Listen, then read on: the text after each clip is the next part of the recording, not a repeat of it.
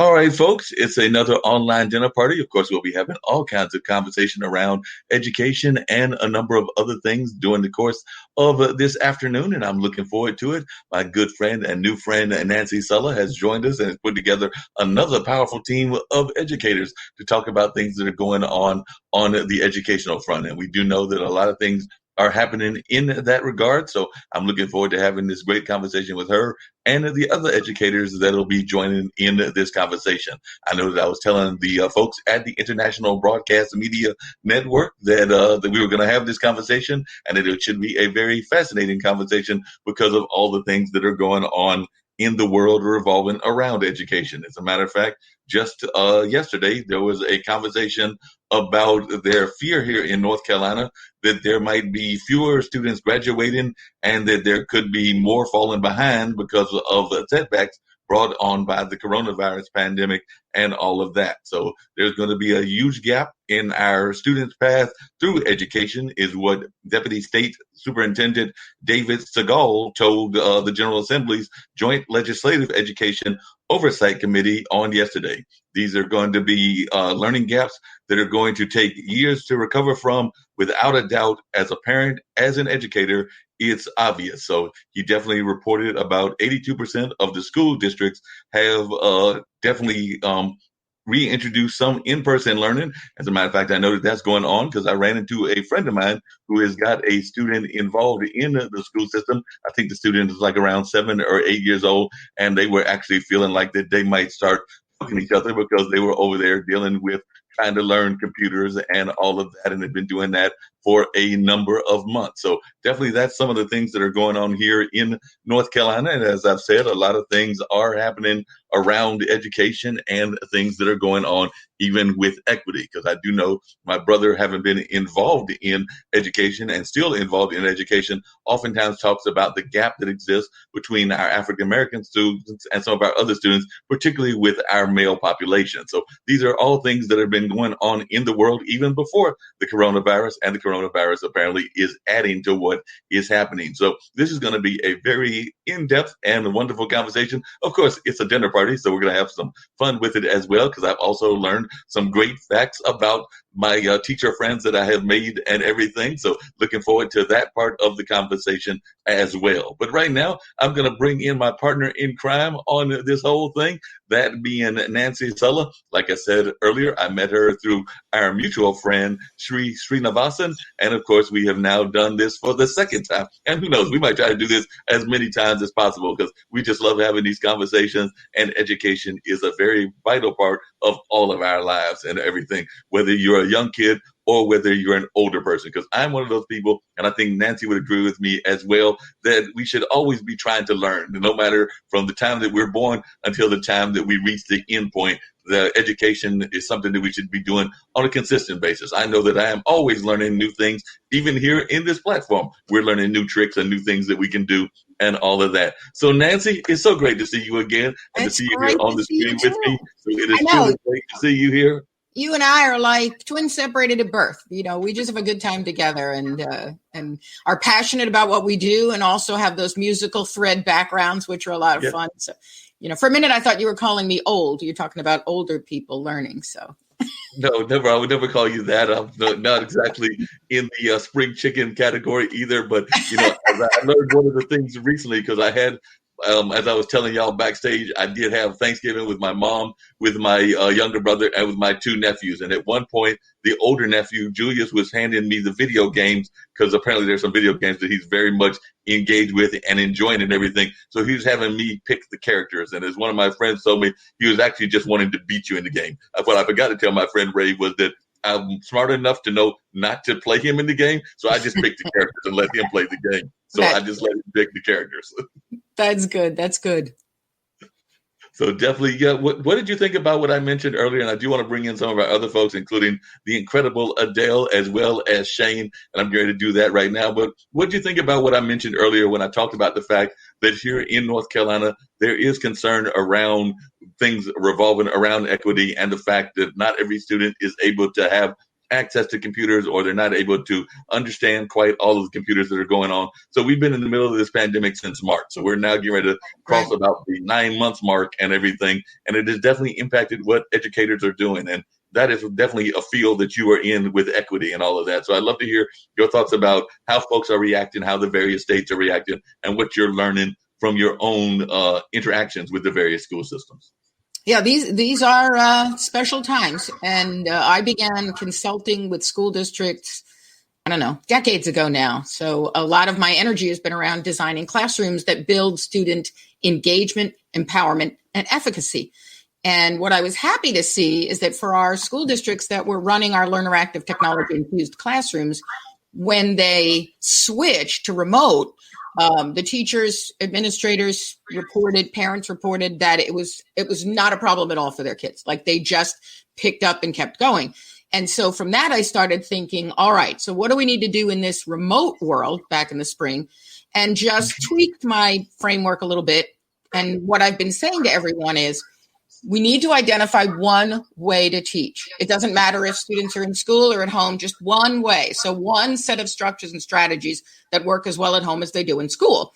And in that case, we don't have to worry about opening or reopening or where. And so that starts to, and that model to begin with is much more of an equity model, providing students, and you'll hear Shanae talk more about it when she joins us, with the combination of both opportunity and access. But what I was really struck by is the struggle everyone is having now in this environment on the equity front. Now, there's two issues on equity. One, you mentioned, Mark, was the technology side, and absolutely, we have to get technology in place. And we work in some rural schools that they just can't get internet access to some of their students, so they're still delivering packets. But even with that, we came out with a professional development on how to build a better packet. Because at least if you're going to only send home packets to kids, like let's make them very meaningful, engaging, empowering, et cetera. But beyond that, where the schools, and I don't know of all of the schools in North Carolina and what they're going through, but I know a lot of school districts have managed to get computers into the hands of kids. The interesting thing is a lot are on back order. I have districts that have ordered Chromebooks that are just on back order. So we definitely have to come up with some other ways to engage students. But I think that we have an opportunity here. This is the way I look at it, and what I say to administrators. We have an opportunity to change education for the ages. Like everybody now has a felt need to figure out how to teach differently. So if we can just come up with a new way to go about teaching, even when we have a vaccine and schools go back in person, et cetera, we will have changed education. It should be more engaging. It should be more differentiated. It should allow students to take greater responsibility for learning. And that's all the work we've been doing with schools. And we know, at least when we go back, that, we'll be able to hit the ground running. But somebody said to me, what are we going to do when schools reopen? We have to catch up, and clear the gaps. And I said, if you are teaching the way I'm telling you to teach, there'll be no reopening. Like school is open now, and you will have as high quality instruction now as you will later. And I think that's what we have to really focus on. This isn't the time to get through. This is the time to do something different. That makes a lot of sense. That's my soapbox.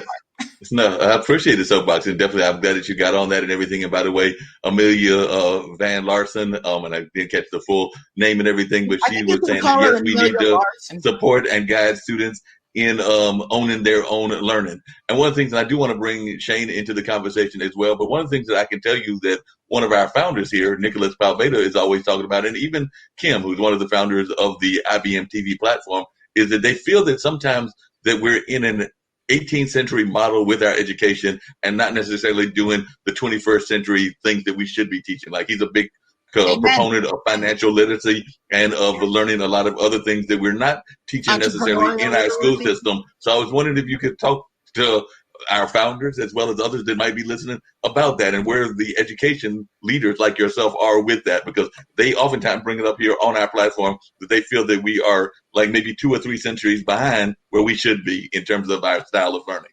Definitely. And even if we look at, more recent history, hi, Shanae. Shanae is one of my co-hosts tonight who's joining us. She's our Director of Educational Equity at ID Corp. When I think of just recent history, the factory model, when factories came out, society in the second industrial revolution, society realized that, wow, we have the opportunity here to make this more efficient and more effective and more, fast. And so we started creating factory schools. I mean, even if you think about middle schools and high schools you visit, there's a math wing and a science wing and an art wing, and students move from room to room and we fill them with content, so that whole idea, and we have bells and we have supervisors. I mean, all of these things that are typical of a factory model that we've not moved away from. And it was interesting. I was in the field of teaching, and then in the late 70s, I decided to move into computer science at a time when people weren't going into computer science, and got my master's in computer science, was a programmer analyst, was living in a technology infused world. And then just woke up one day and said, you know what? My calling was to be in education. I don't belong out in the corporate world. I'm coming over into education. So I came back into education and saw that we weren't using technology well at all. So I began to infuse technology into the regular classroom environment and became a technology director and started to design these learner active technology infused classrooms that literally just change the game. It's putting kids in charge of their own learning. And I think that's what we need to do. And students today are capable of that. They're much more capable than we think. So that's why there's a part of me that it's a terrible thing to say, excited about the pandemic. I don't say that to too many people, but now I'm saying it to millions of viewers, I guess. So, but the exciting thing, if there's anything to say is exciting about a pandemic, is that it really has become the disruptor that provides us with the opportunity to change what teaching and learning look like. And if we miss that opportunity, shame on us, because we won't get it probably for a while again.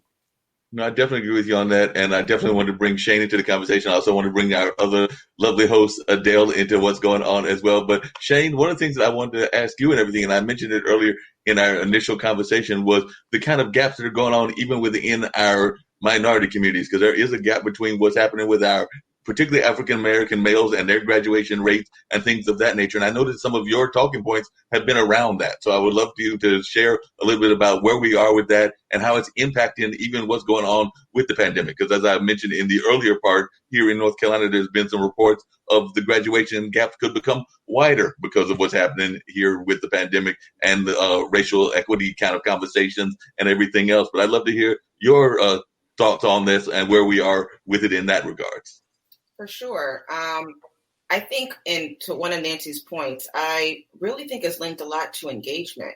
And so of what kids are now doing. So if you're at home kind of just compliantly having to click through some things, submit some things, then the disengagement from school can become a very big issue in which, like, what is the point? What is the purpose of this sort of thing? But when we are truly engaging kids, differentiating, meeting them where they are, building those relationships through this screen, all of those things are really crucial to making sure that we are seeing all of our students, that we are recognizing them as people, that we are, cheering them on. We want them to be engaged in school. We're setting the purpose. We're making it an authentic and relevant experience for our students. Because when you become disengaged with it, then you're like, why am I putting forth this effort? And then you tend to drop out, because then it's like, okay, I could be working, or I could be doing this or this. Mm-hmm. So we have to, especially in this time when you are not like face to face with kids per se, or you might be at some,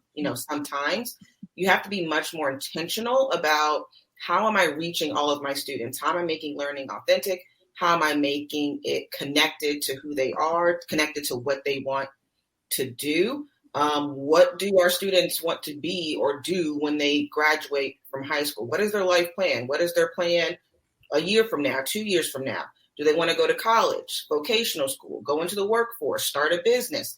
Whatever the case may be, all of those things, we really have to embed that life experience for after this K-12 into K-12, because like you're in school for such a small fraction really of what your life can and will be. But we often like, oh, K-12, and then they're just out here and they're adults. But we need to make sure we're connecting those pieces so that we're giving legitimacy to why education and why school is important, and really why, especially as, young Black people, why education really is that doorway, that path that you really, no one can take that piece from you, and like how you are being resourced for walking out into this world. Like education is so critical to that success in so many different ways. It doesn't have to be formal, like college education. It could be a multitude of things. College is one of those things, but just even if you want to start that business, wanting to, do something in sports, or just there's a whole bunch of things. But I think that there's a level of disengagement now. And I think that the pandemic and going remote kind of did that, because people are just trying to get through. I'm just trying to get the content out to kids. I don't care what it looks like. I'm just trying to get them the information. Here's the math lesson. Without like, we have to really put forth much more energy to make sure it's engaging, authentic, and relevant. And I think that's how you start to reach kids, because they're like, oh, I'm worth this time. And it's not just me checking boxes and kind of compliantly going through it. But if we keep doing the same old thing, if we keep what this looks like, then yes, we're going to have kids who become disinterested because school is boring, and that should not be the case. Oh, Shanae, that reminds me of what I just said about the pandemic. I think applies to school as well. School shouldn't be something that you get through in order to get on with life. Yeah. School should be something that really has you actively engaged in your life. And that's where, well, we put a lot of emphasis on engaging kids in solving real world problems and relevant problems in order to be engaged. And I think we need, and you also brought up a good point when you're talking about teachers just trying to kind of, get the content through. And I'm mindful of the fact that in speaking with a lot of superintendents, they're bringing their youngest students back full-time, face-to-face, they're half the classes in one room, half the classes in another. And they're allowing the high school students to be fully remote, thinking, well, because they can handle it. However, if we don't put as much energy and excitement into engaging them, I mean, we can have high school kids engaging in amazing real world problems right now, like collaboratives that are working together, and it's meaningful and it's a reason to log on because you and your partners are all kind of solving a big problem. And, our kids are all gamers. So it's like, it's the reality game, if you will. Let's look at a real world issue and try to tackle it together. That's what we need to do. We need to stop just delivering content, and we need to start facilitating the learning of kids.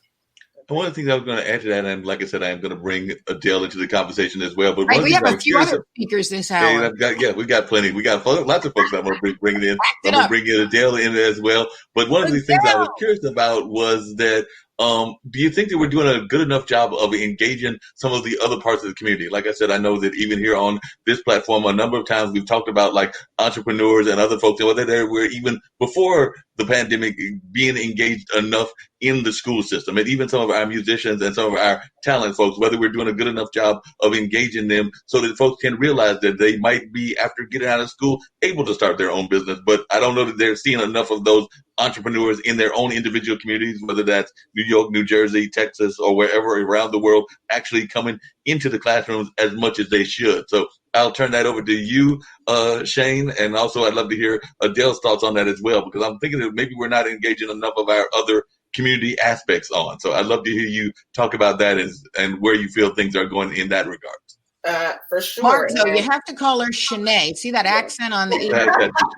Because we have a gentleman who works at our company called Shane, and every time you say Shane, I'm looking around like, is Shane here? Shanae, I apologize for the mispronunciation. No worries. I blame my parents who are probably watching for that accent. So now they hear it live. When Keith Bailey comes on later, because I know that he is very much a proponent about bringing in the community, because I think that especially now, like that connection between school, home, and community, that line has blurred completely. And so we have to now And it's easier, frankly, to be able to bring in, if I want kids to be able to talk to an entrepreneur or an architect, like, let's get that Zoom link and have somebody come into the small group and share with some kids who have that same interest. So it's not even so much now that people have to be disruptive and come to school and take the day and all these different things, but there's actually ease of access with social media, with technology, to be able to bring in different community leaders, different, parent caregivers that have these different experiences to share and talk about the things that they do, how schooling has helped support them, what is it, the problems and things that they're solving. So it's easy now to really be able to make that connection. It's just a matter of, again, we have to be doing something differently. So thinking about my curriculum in a different way. Because I taught math, so that's always my frame. Within this lesson, who does this connect to? Who can I bring in that might want to talk about a little bit of this as well? Also, I saw that we have a comment, my former coworker, Kim Jeter, who I love very dearly. But in their magnet, they bring in a lot of different careers and people to come in and talk to kids related to their passions. And that's the stuff that excites kids, like, oh, I can do that. I see how that is connected to this. I'm going behind the scenes at the zoo to see what they do really, like how is the math and the science and all of that integrated. I need to write this report or what's going like. And so being able to make those connections is super powerful. And kids remember that experience. Therefore, they remember the learning. But we have to be intentional about putting those things in place. Like, let me make an effort to reach out and see who is in my community that I can lean on, leverage for their skill set, their knowledge, and bring it in to my classroom. I think it's easier to get access. We just have to open the door to do it and really think and do something differently. No, definitely agree. You have to open the doors, and I definitely want to hear from Adele and her thoughts on that as well. But I can tell you that, yes, definitely Zoom and these kind of platforms have made it a lot easier, because I know that before the pandemic, I went and had a whole conversation around media, podcasts, and things of that nature. And as I have told many of y'all on before, and other folks know here on this platform, I am not a driver, so I depend on mass transit, and it was a challenge getting to the school because the school was not nearby. So now if they want to have me have a conversation, all they got to do is reach me. I'll send them a link, and we can do it right here, right now. And like I said, it can be done in these kind of contexts without me trying to juggle the bus to get to Jordan High School, which is the high school that I was going to at that particular time. And it was definitely a journey getting there. But Adele, I'd love to hear your thoughts. I'm living my best life keynoting from Florida. Go ahead. Back to Adele. Adele, I'd love to hear your thoughts about some of the things that we've been talking about, including getting folks engaged, including like some of the artistic community and other people that are definitely trying to do things within the education system. So I'd love to hear your thoughts on that. And I think that Shanae did mention to me both Mr. Bailey and one of the other gentlemen as well. So I'm going to bring them into the course of the conversation. And then I want Nancy to introduce them. And of course, she's given me some talking points about some of their things in life as well. But I've got my core team right here, since y'all were on the first education, but we're going to bring in some new blood as well. But Adele, I'd love to hear your thoughts. Again, sitting here listening to Nancy and Shanae, I think we start to parrot each other's words, because we all seem to think alike or kind of recognize the same kind of needs that are occurring during this pandemic time, especially around learning. But again, to piggyback on what Shanae was just talking about, I think that authentic experience for kids, youngsters, as well as teenagers and young adolescents, in terms of career opportunities is so important. They see home life, they see school life, and then they see whatever they're eligible to see or available to see in their community. But by bringing in people, and now particularly on Zoom, I can say to you, it's been interesting for me to talk to other instructors of even our adult ed classes that I'm preparing principals for. They've had some national experts being able to come into their online classes to talk, whereas normally these online national experts charge a fortune to do a keynote in a conference or whatever, but they're certainly willing to interact. But for students in a school situation, seeing those actual careers, particularly ones that they don't know about or see regularly or even understand to experience are so critical. I'll just give you a little bit of an example. I have a relationship with a playhouse in New Jersey, and we're redesigning those educational offerings for those students. And even though we're talking about theater arts performances and playwriting and literacy kind of aspects and, music and dance and things like that, we've started to talk a lot about what do the behind the scenes, not jobs, but positions or opportunities exist for kids, costume design, the theater mechanics of, the engineering of stage sets and things like that, and offering kids behind the stage looks virtually to get them interested in different kinds of careers. So both bringing people into your classroom experience and when we're allowed again to kind of get out there, offering kids authentic experiences is critical. We all know that we talk about college and career. We all, now hear free community college, tuition for everybody, and that we're funneling kids to a higher ed experience. I can recall I had a second grader a number of years back who kept saying to me, I know I have to go through school, but I'd rather go to work. Can you help me get a job? This young man was 7. And, we already kind of had him set on a path that he was working with someone in an office, helping them at night, doing different kinds of things, and he was loving it. And I'm not discounting the school experience because I kept encouraging him, you need to have the great math skills and language arts skills and be able to read and write and communicate.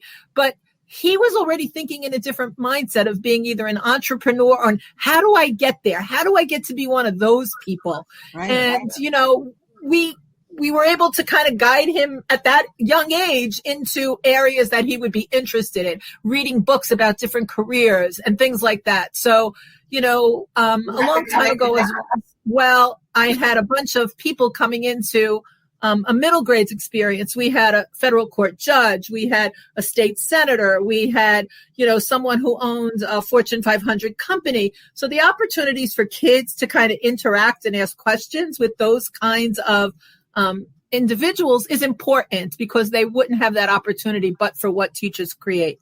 So through this virtual environment, again, through engagement and through those kind of creative experiences that teachers work magic with now through the screen, the opportunities for kids to explore different career options is really phenomenal, and it's important. It's the next stage of our world's, tasks to be done. I mean, we still need plumbers, we still need, engineers and electricians, but they're going to operate in a very different world, right? In an electronic kind of world. And kids need to be able to see what those fields look like. I would definitely agree with you on that and everything. Unfortunately, sometimes because of what's going on, even in our theater community, some of those programs that were created are now also, unfortunately, on the cutting block. Because I know that even here in Durham, we just announced that the Carolina Theater, which is one of our local theaters here in Durham, North Carolina, is actually going to be shut down until the end of the fiscal year, or the beginning of next fiscal year. So shut down until like June 30th or something like that.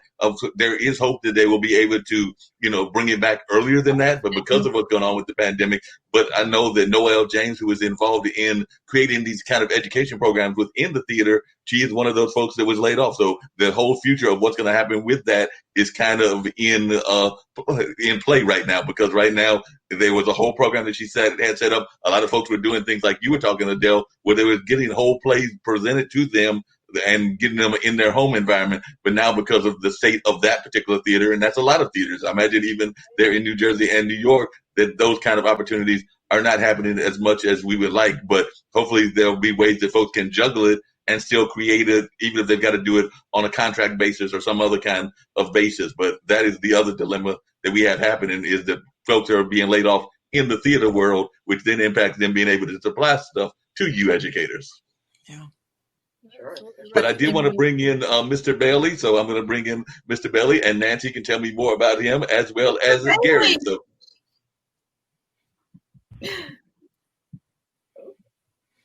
Oh, no, hold on. Mr. Bailey.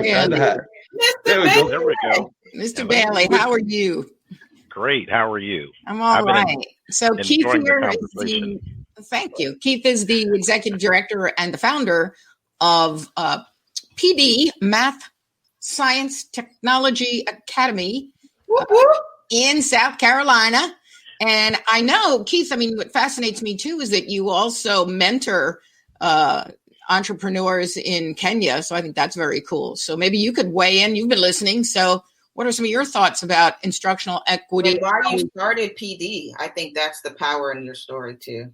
And how you started PD. Yeah, I would love to hear both Take of those right stories over, for Mr. sure. Bailey. For sure, Mr. Bailey, I'd love to hear both of those. Just to give you a little bit of background about some things that are going on. There's actually a gentleman that has been on my regular audio podcast who's doing a lot of work in that same field. He and his wife actually have one of the only few Zimbabwean restaurants in the world. So he is an entrepreneur named Leonardo William, and his wife is Zweli. So they have the restaurant called Zweli's, and they actually had the pleasure of being at one of those debates between Biden and Trump. They were sitting in the front row. So he's doing a lot of that same kind of work that you're doing. So one of the things I'm going to do as I hear more about you is I'm going to find a way to connect you to Mr. Williams, because I know he's doing a whole kind of like Buy Black movement as well as a number of other things, but he is a leading entrepreneur in the community. So I'm going to find a way to connect you there in South Carolina with him here in Durham, North Carolina. But they're going to go on a global tour because, like I said, his wife is from Zimbabwe. They met on the college campus.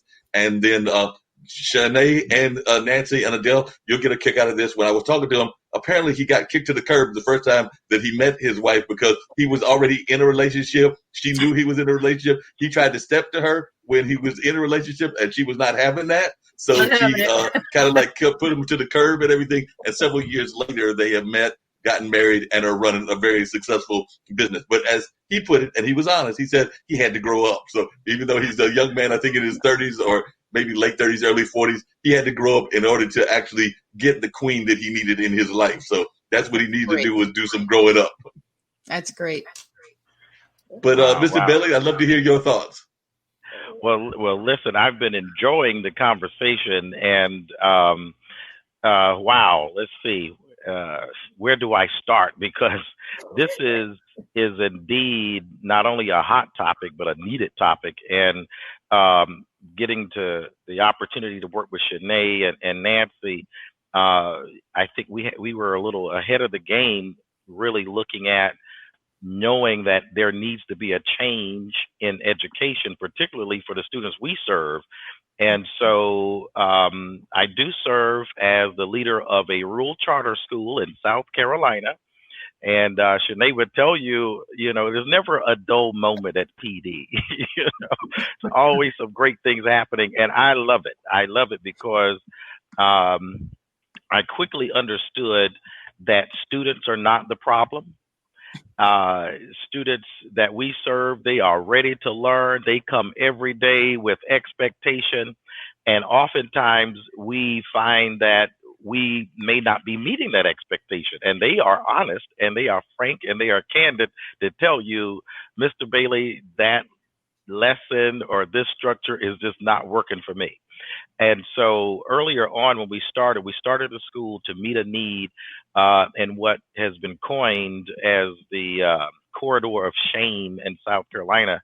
And there's a study that was done some time ago, and we've changed that name to a corridor of opportunity. So along the I-95 corridor, predominantly 70% minority and impoverished communities. And when we started back in 2013, and most everyone I spoke to they asked me, why are you putting a charter school in the middle of nowhere? And I said, why not? Because there are students that deserve high quality education.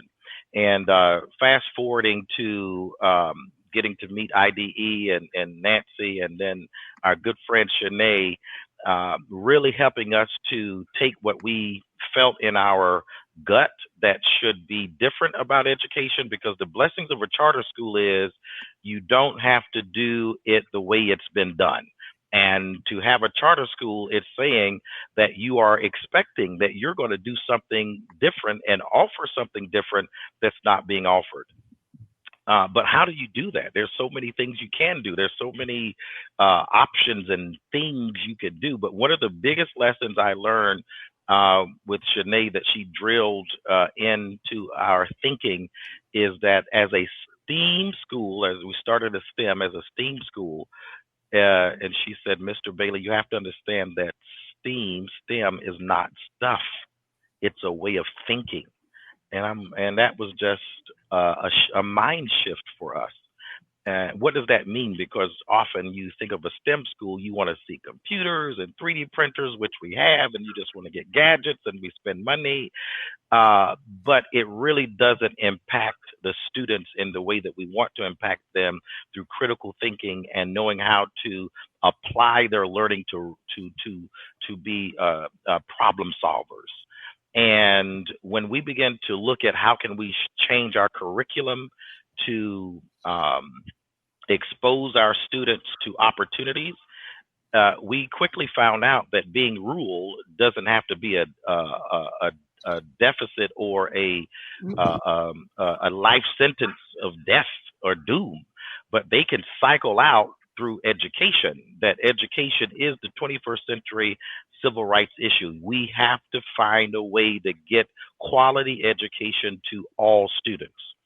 And I'm telling you, I've not met a group of people to really know that fundamentally as I have with IDE. And so hats off to Nancy and her group. And if we could still Shanae, we would, but this hasn't happened. No. Haven't grabbed it yet, but still working on it. Looks like it, everything. So Nancy's shaking her head and everything along that side. I would love to hear from you, Mr. Bailey. And I do want to bring in, because Dr. Carey was actually the first one that was here when I came into the studio and everything. So I do want to bring in Dr. Carey and, of course, Gary as well. And I think we got one or two others. But I did have a quick question for you. A lot of times folks are hearing about charter schools, and I am actually a proponent of charter schools. I actually went to school at Marquette with Howard Fuller, who is a leading proponent of charter schools, but sometimes folks also are not the biggest fan of charter schools. I was just wondering if you could talk about your thoughts on charter schools and their place within the educational system. Because like I said, Howard Fuller, who was one of the reasons that I got to Marquette University, has then since begun a whole career as being a supporter of charter schools. Well, obviously, as a leader of a charter school, I am definitely an advocate of charter schools. And I believe that if it had not been, I can only speak from my experience, for PD in our area, that many of our parents would have no other option. For example, the local school district, it is a traditional district. They have had struggles, as many schools do, in rural areas. The other option for parents in our area was a private school, and for an impoverished area, that isn't an option. And so as a charter school, we were able to offer a tuition-free public education in an unconventional, innovative way that then met the need and meets the needs of those parents that otherwise would have become another statistic. And so absolutely, I think charter schools, it all has to do with who's leading the charter school and the purpose for why they have come together.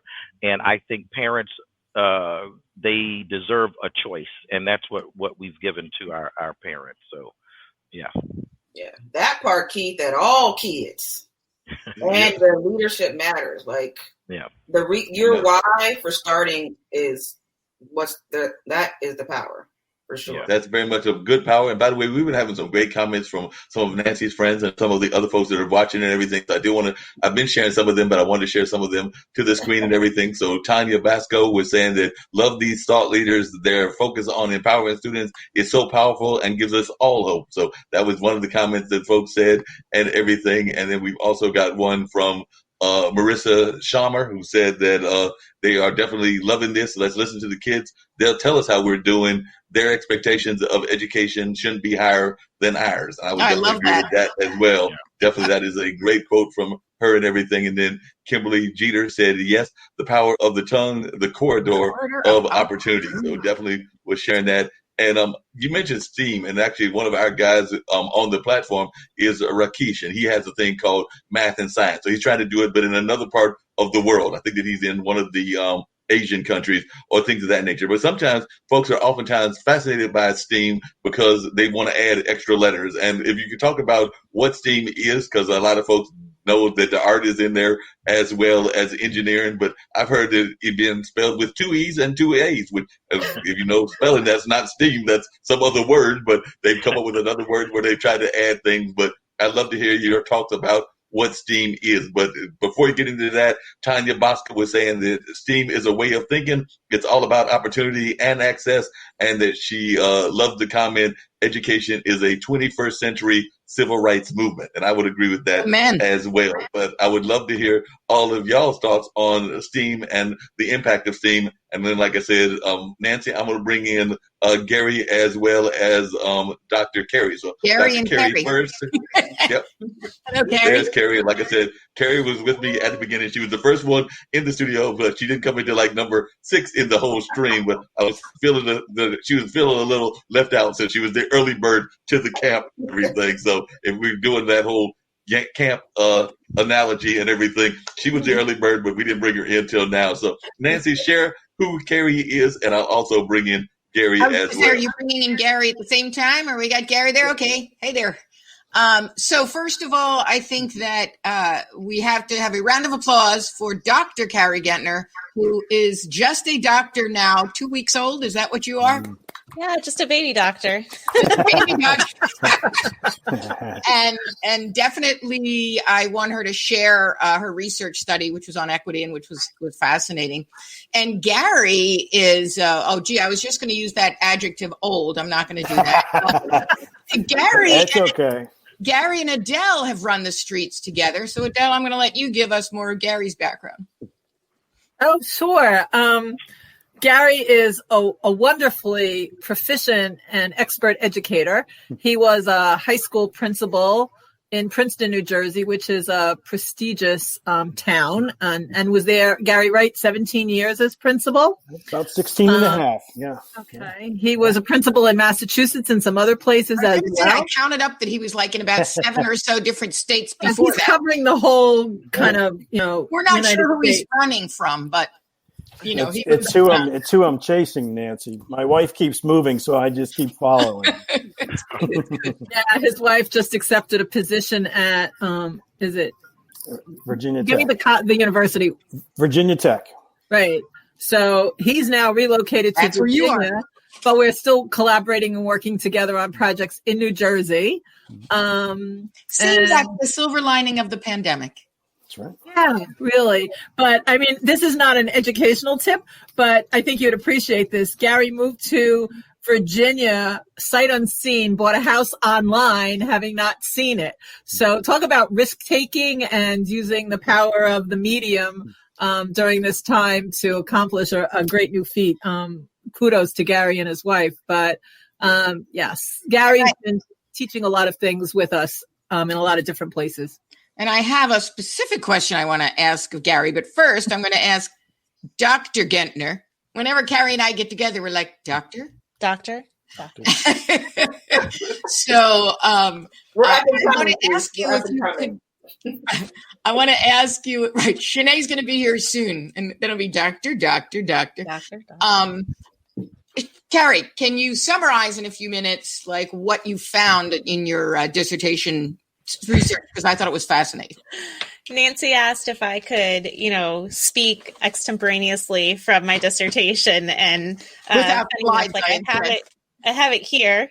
It's there. That's By it. the way, you know it better than anyone else. I was like, yeah, I think I can, but I still like to have it here next to me to see it. But basically what I did was I researched, in Florida, we have this law that if you're a school, elementary school, scores within the lowest 300 in the state, according to the state standardized test, you're given an additional hour, you're mandated an additional hour of reading instruction for your students. So the lowest 300 schools have an additional hour, and this has been happening since 2012.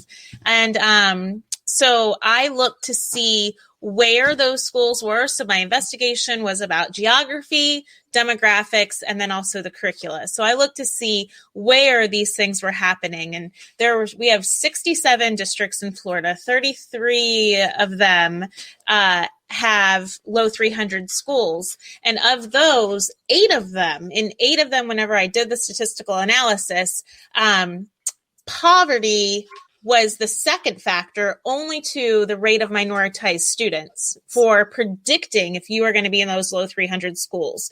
So for 8 districts, the number of minoritized students was your greatest predictor for being a low 300 school.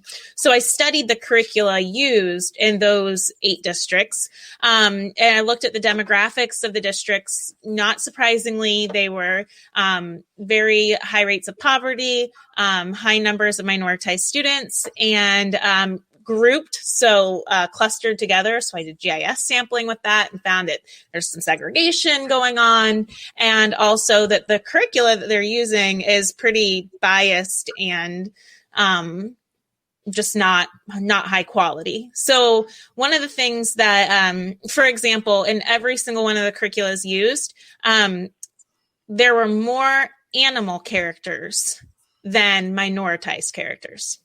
So students that are in a school with 99% minoritized individuals are seeing more bears, dogs, cats in their reading books than they are seeing a person that looks like them.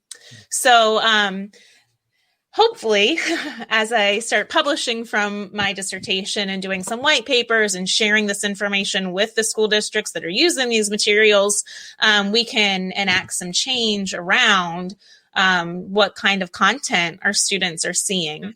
But also, themes that are not universal to all cultures. So themes of like retaliation and individualism and capitalism were very prominent, as opposed to themes of cooperation, family, respect for the earth, respect for elders. Those are less frequently seen.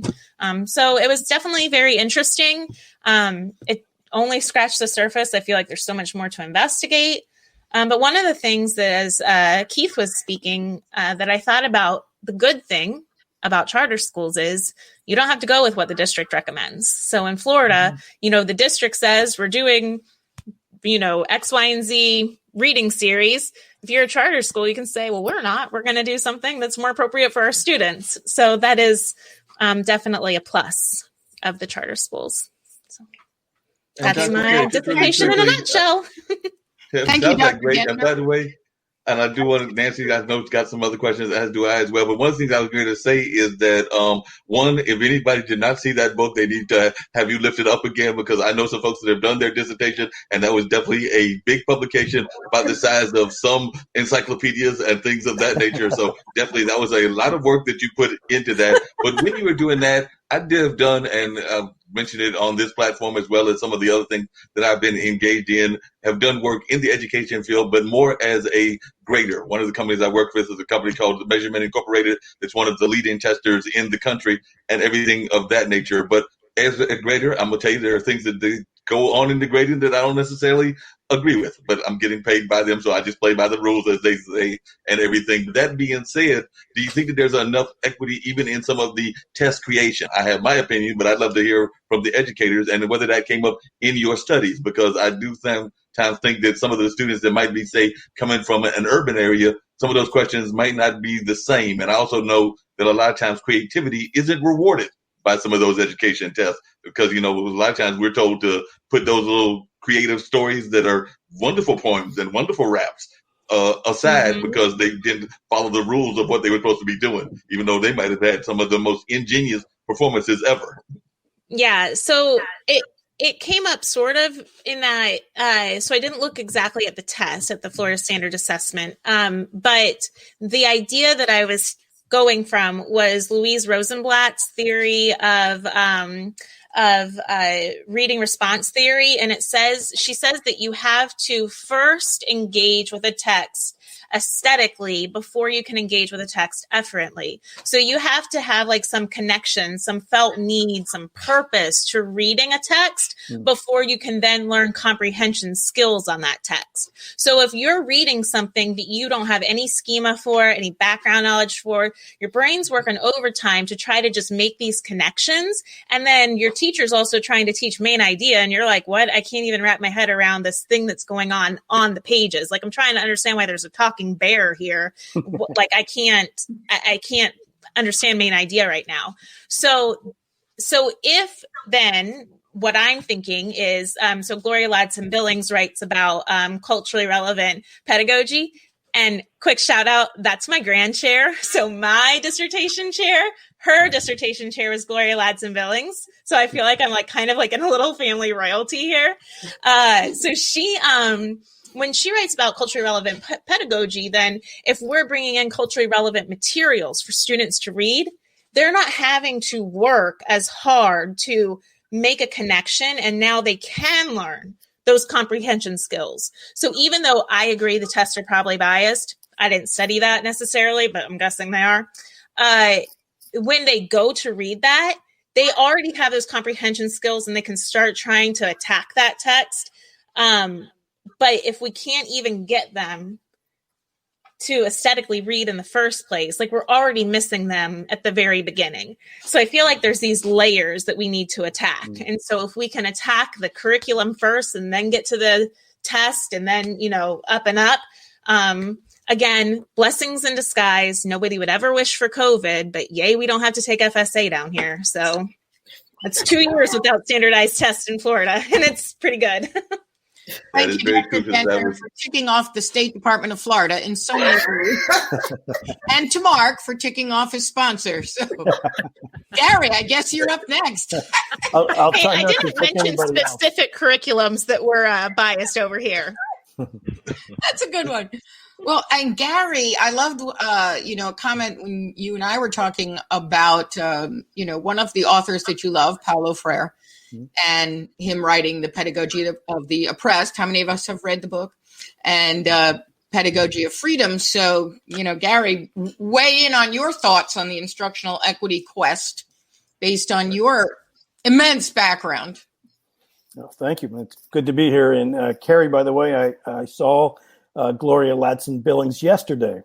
She was a keynote presenter here in Virginia, sponsored by the Department of Ed, and they're doing work on equity, and she was a keynote. So she had great words to share yesterday. So it was funny that you brought her up today. Oh, she's just amazing. Connections. The universe brings us all together. Yeah, she's very the universe amazing. is all about connections. That's what it's about. I definitely want to hear what Gary's got to say. By the way, we also have some comments. I need to bring those up as Gary is talking. But Lauren was saying, Keith, I love how you said all children deserve a high quality education. Yes, that is equity.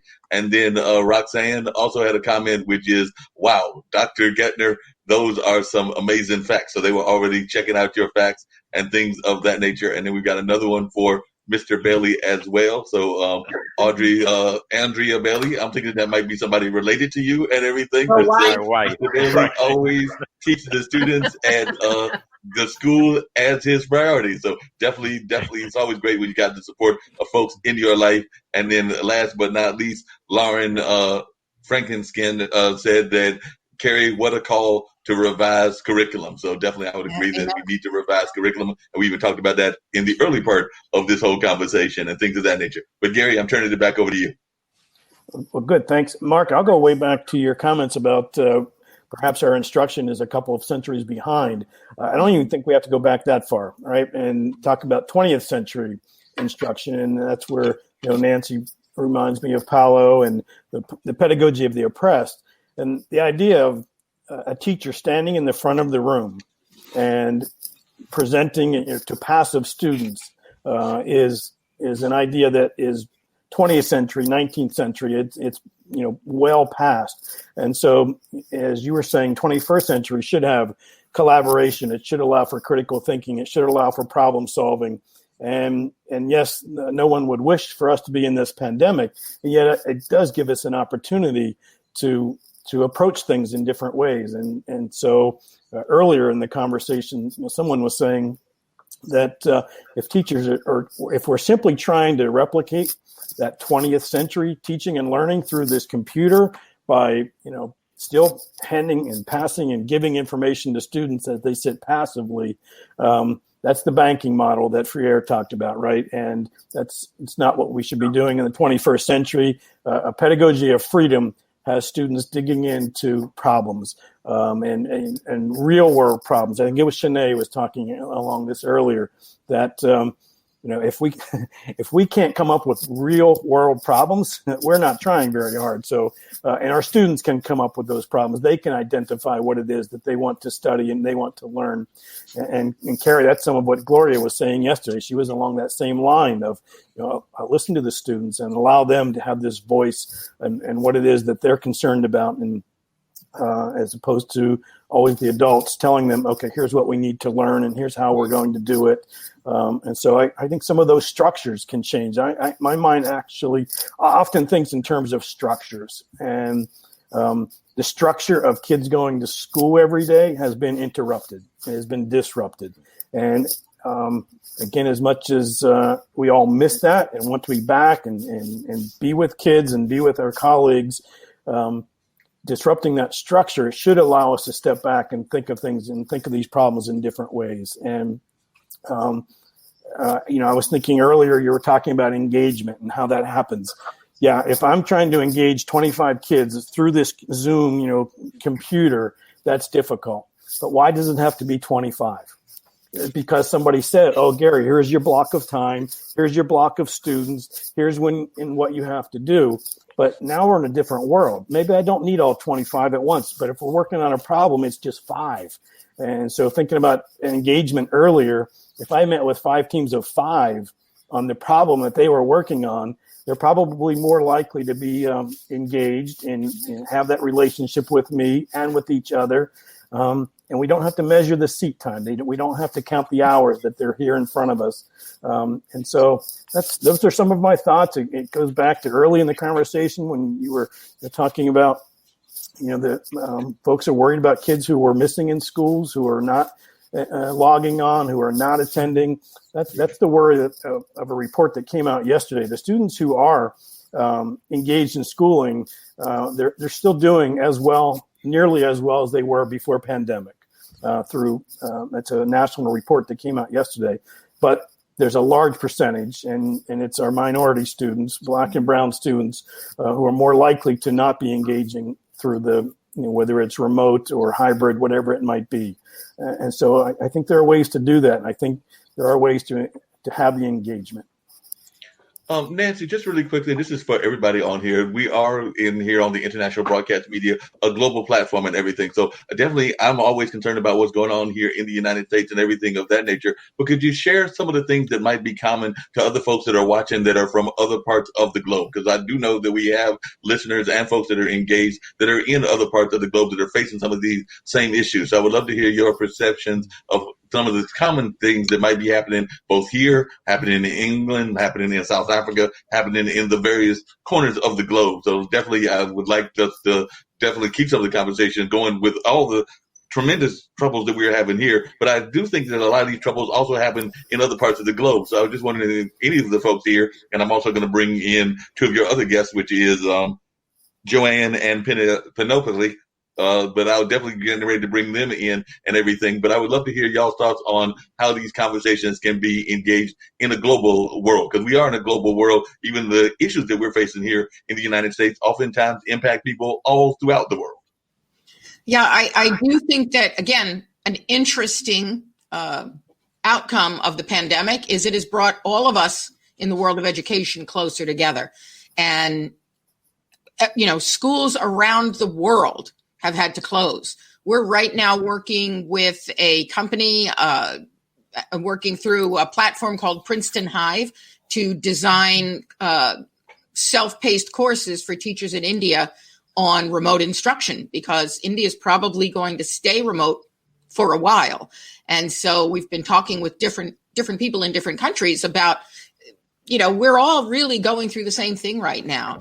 And sales of my book on executive function are up because everyone is realizing that when students go into a remote environment, if they don't have the executive function skills they need to be able to focus and shift attention from one thing to another and be able to plan and manage, they're going to be lost. And so I do think that we're just hearing a global conversation, that, and more when I present, every now and then I do some free Zoom sessions to just share ideas. I'm finding a much greater international audience because everyone is now saying like what to do. Definitely. And love to hear some of your thoughts. The way I'd kind of planned out the night here is we have these three different time slots, so that I was asking people to commit to particular time slots. But before we move on to the next time slot, because I know we used up some time in the beginning just kind of getting started, I would like to hear more from Keith and Carrie and Gary about their insights maybe into, if we could change the world, that's my thing, change the world. Like, what could we do better to achieve equity in school? Keith, you're on. Wow, I have a lot of thoughts about that. If money was not an issue, if technology infrastructures was not a barrier, there's just a lot. My mind just, and Shanae would tell you, I have poster boards everywhere because I'm always creating and thinking. But realistically, I do believe if we can find a connection with our policymakers and our educators and really find a way that we can listen to each other, because oftentimes our policymakers are trying to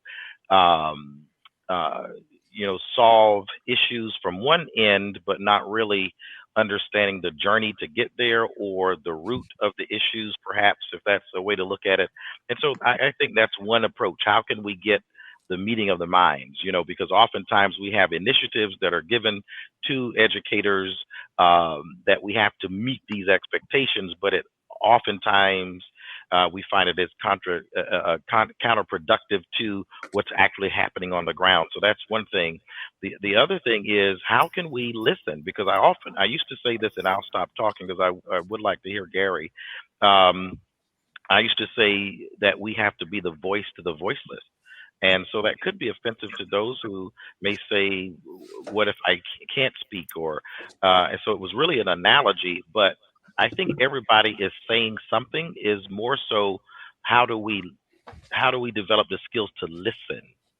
How do we listen? How do we become better listeners to our community? And I think, and I'll end with this, that's become one of the successes for our school.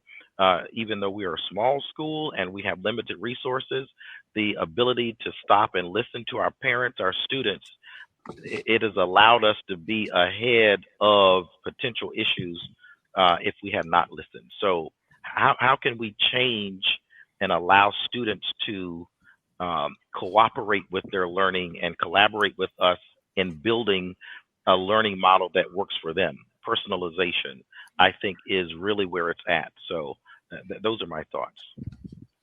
Awesome. Mm-hmm. Gary?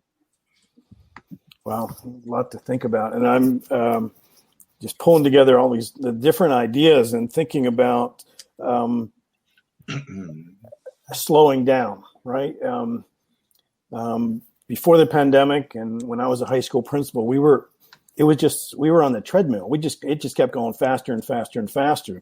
And so, Keith, when we talk about we want to listen, that's dialogue, and that takes time. And for then me to reflect and to react to that, and to do that with our students and to do that with our community, I think it's really taking a closer look at the way we were doing school before.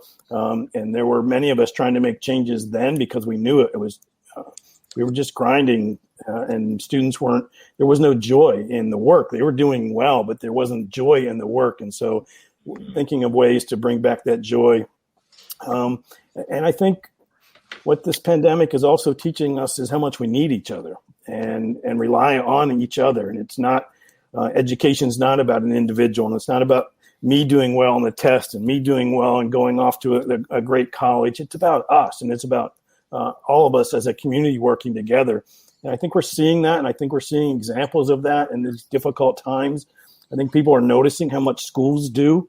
The schools, I just saw an article yesterday, schools are feeding thousands and thousands of kids across this country, that where no one really noticed where food sources were coming from in this country, and it's coming through schools. Schools are providing, and so healthcare and all those pieces. These are community issues, and so I think if we can think about school in that manner and not this drive of steep time, and I'm not opposed to standards, but focus on standards and focus on tests. I'm not opposed to tests either, but there's space for that, and I think we need that space. And it'll be the second time tonight I use the word grace. I think we just need to work as a community and have the dialogue in a way that allows that kind of education to happen.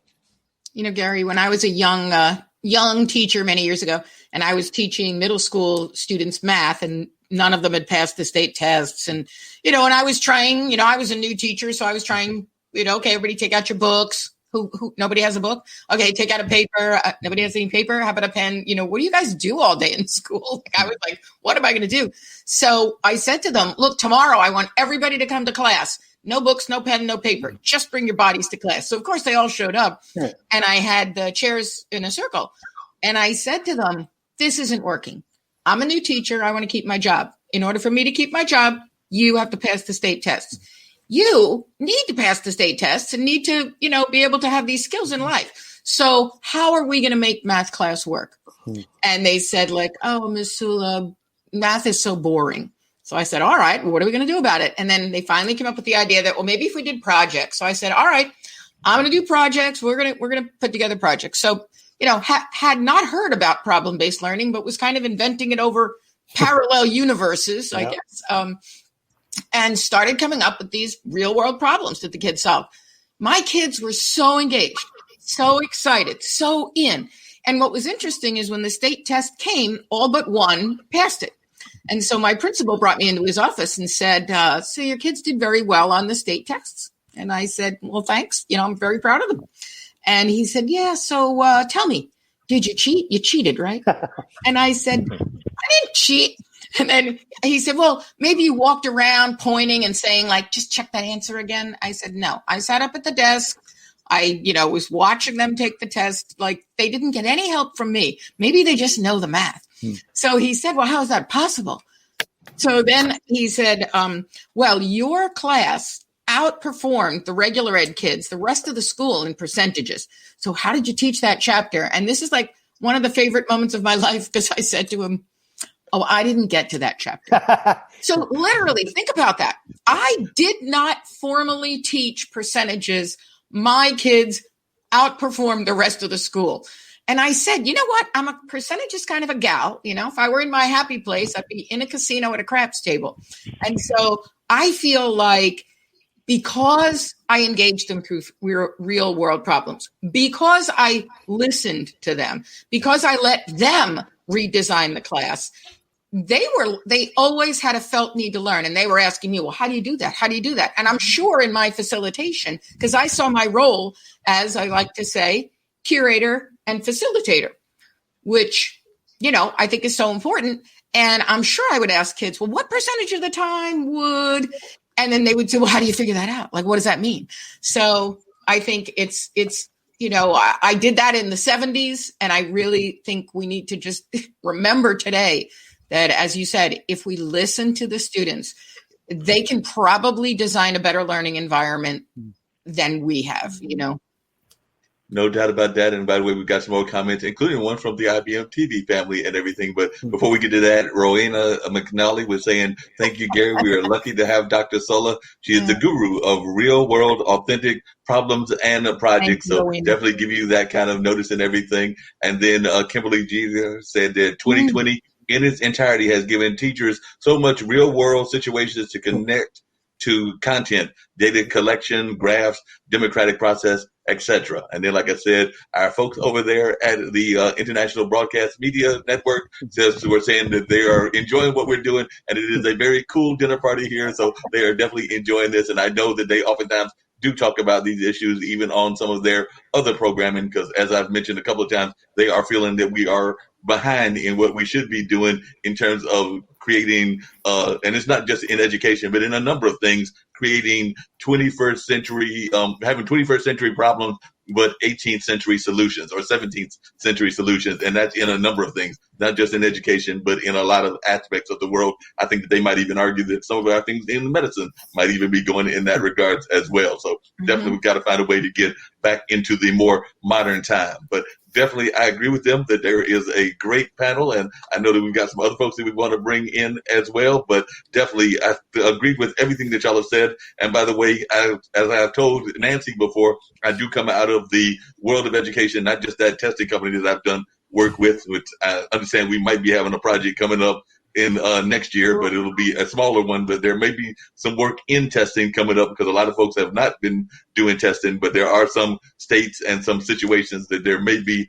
a few projects. But my parents, my mother was a guidance counselor. I have aunts that were teachers in the school system. So education has always played a part of my life. And I also believe that a lot of us, even that aren't in the classrooms, are teachers to a lot of folks, because I think that there are tremendous mentors to a lot of folks that aren't necessarily having the title of teacher, because I think that a lot of folks are teachers in other ways as well, and I consider myself to be one of those. So definitely just wanted to share that also. But Nancy, you can tell the producers that they're with the cool kids here.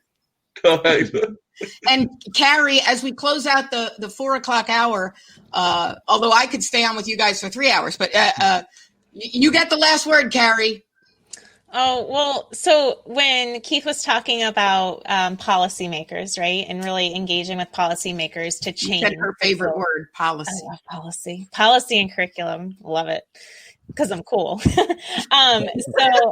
he mentioned that they're trying to solve problems, but they're not they're coming up with these solutions, but they're not aware of these unintended consequences, right? So one of the things that my dissertation committee was not too pleased with was my mixed methods use in my dissertation, because they're very qualitative, and I used a lot of quantitative information. And the whole reason was that's what policymakers respond to. So they respond to facts and figures. And so if I want to feel like I can influence them, I need to speak their language and be able to tell a story through the maps and the graphs and the things like that I'm able to create. So I totally agree, Keith. I think we need to get on board with the policymakers and have that conversation. And Gary, when you were talking about slowing down, Nancy will tell you that in order of things that I love, it's my kids, policy and the curriculum, and my cats. So my kids, and then my husband. He just where's Jeff? Where's Jeff? Oh yeah, and Jeff. He don't make the kids. I mean, he's part of that. So, but the slowing down and this idea that we don't have to be 100 miles a minute all the time. So my girls are home with me. They're doing remote learning. And on Mondays, they do a little bit of learning, and they do a whole lot of community service. They go with my mom to do Meals on Wheels. They volunteer at a soup kitchen, and they take music lessons, and they might do an hour of actual school.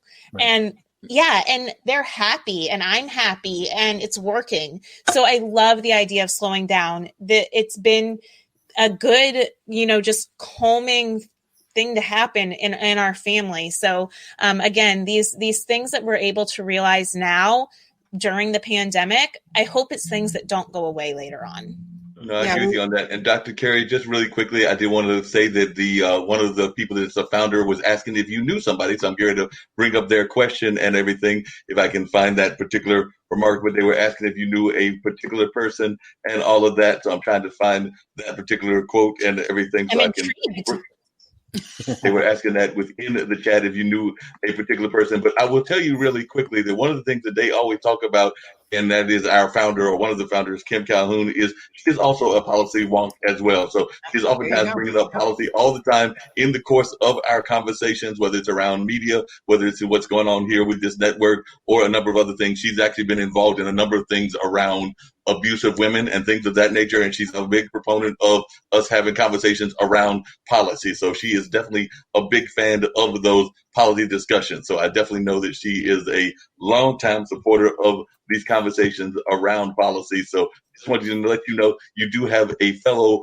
policy wonk that is out there and everything of that nature. So there are some folks in there that are all about policy and all of that. So just wanted to share that with you. And while I'm trying to get the computer to cooperate with the comments and everything, and hopefully bring up that comment of who she was asking about. So if y'all hold on and keep the conversation going, I'll try to find that particular quote from our. Sounds like we there need we go.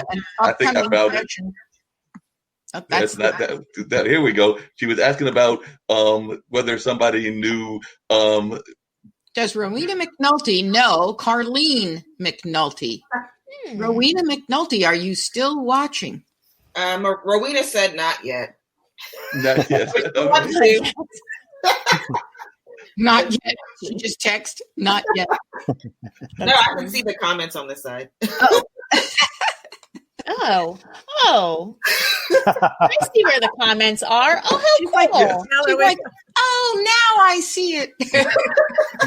Well, there's a whole comment section over there and everything. But yes, and there were some great comments that were coming around. And now that I've got a better access, because, computers are wonderful. And somebody was trying to sell me one of those Norton virus kind of things. So it was blocking a part of what was going on. But I finally got rid of that so we could have some of these other conversations that were going on and everything. So Tanya Bosco was saying, the connection I'm hearing is the focus you all share on seeing the possibilities, focusing on what we've gained as opposed to what we've lost, and how much school matters. And that this is such an important conversation. So I would agree with that comment, that this is a great and important conversation. And then Kimberly Jeter was adding a comment as well, which is that, yes, teach students how to think mathematically through real world problem solving with building their perseverance, whether you are teaching about content or not. Ignite the flame, give them a voice. So we definitely need to have folks that are giving them a voice and all of that. So definitely that was some of the comments that we were hearing, and I would agree with everything that was said in those regards. So definitely I'll go there, but definitely I'm sure that folks are watching from throughout, and who knows what other folks may comment and all of that. So Nancy, I'm turning it back over to you. Well, I want to thank our 4:00 guests, Gary and Carrie and Keith, for joining us. Like I said, we could probably go on all night, but I have other guests to bring in. But thank you so much for joining me and for your insights and for everything you're doing in the world of education to bring about change. So thank you. Thanks for having us. God bless you guys. Thank you. Good evening. Bye. Thank you. Bye-bye. Thank you. Thank you. Definitely. And, Well, we're getting in some of our new people. I think that we've got Joanne and Penelope, and you'll have to tell me about their background and everything, because that's some of the new folks. And then we've got Tansy. But Tansy's apparently got something going on with the camera, so I've got to get her probably to pop back out and pop back in, and hopefully that will get the camera working and everything, because I'm not seeing her lovely face, Tansy, and everything. But we've got these folks. So Penelope, tell us a little bit about who you are, or Nancy can tell me who you are and everything, and definitely the same with Joanne. Well, I just want to give a little overview, and then Penelope can talk more about who she is. And Joanne, it's great to see you again. But Adele, and I mean, think about this. If you were an assistant superintendent of a school district, it's a lot of work and it's a lot of craziness, and you need all the friends you can get. And then at some point you move on, you retire from that job and you go into some other fun things, but you still want to get together with your former friend, right? Like you want to still get together. So these three fabulous and fascinating women, as you will soon learn about over the course of our next 45 minutes together, are part of a group called The Formers. And there are, Adele, give us a little background. I think there are 7 of you all together. There are 7 of us who have come together in different ways, who have all been former assistant superintendents in New Jersey. Several of our colleagues have been assistant commissioners at the state level, and Penelope could talk more about that as well. And over the last, I guess it's 6 to 7 years, we've been meeting regularly. Not necessarily monthly, but practically now monthly for a long time. And we often say we should be taping our conversations.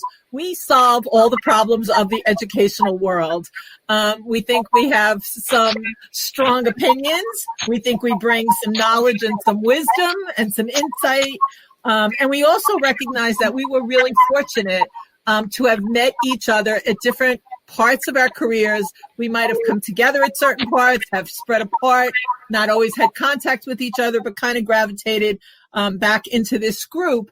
And we recognize that some of our newer colleagues in our same positions may not have the benefit of such wisdom and knowledge that colleagues could count on. If we had a problem or needed some, collaboration or connectivity, we would call one another, or we served on state committees together. So this group's been kind of germinating. Joanne, again, has come to us most recently, but she's the best addition. She brings us all together. She's kind of the thread. We've done some writing and we've done some presenting. And so this is a small contingent of our group called the Formers. And you are being recorded, so this is your opportunity to show that wisdom. All right, Penelope, give us a background. Well, as you know, that's not easy for me to do because I've been working for 52 years. So to truncate it, but I always start by saying that my teaching discipline is French and Spanish language and culture. And then I have worked in higher education as being one of the first EOF directors in our state at Georgian Court College, where I joined the Sisters of Mercy, who ran that college. But some of the I guess more signature work was the development of the demonstration high school on the campus of Rutgers University in the 70s called the Gibbon School. And it had many of the features of a charter school.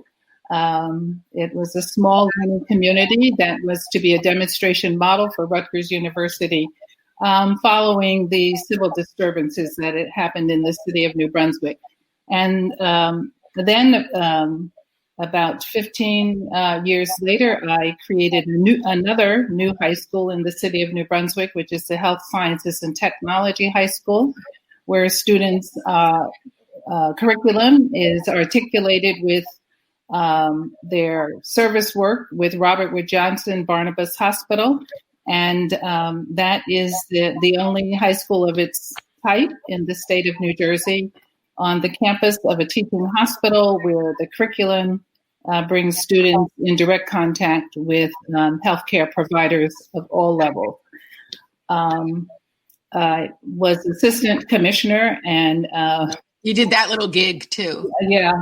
Just a little small gig that she did, but she's done a lot of work and done some tremendous things. I'm definitely interested in learning more about her as well as learning about Joanne. And by the way, we have a little bit of a surprise that I was not expecting either, but one of the founders, Miss Kim Calhoun of the International Broadcast Media Network, wanted to say hello to you, Nancy. I've been pumping you up, talking about how great you are in putting together our second online dinner party featuring educators. And Kimberly is actually out of the world of education as well. She actually is on one of the boards of North Carolina State University, I believe the board of engineering, if I remember correctly. And she is also involved in a number of other things in the education field, but she is one of the co-founders of this lovely platform, the International Broadcast Media. So I just wanted her to at least be able to say hello to y'all because she has been thoroughly impressed with this conversation for the second time, and she is a big-time proponent of education. So, Kimberly, I know you wanted to say hello to Nancy and to some of these educators, so I'm letting you have the floor for at least a minute.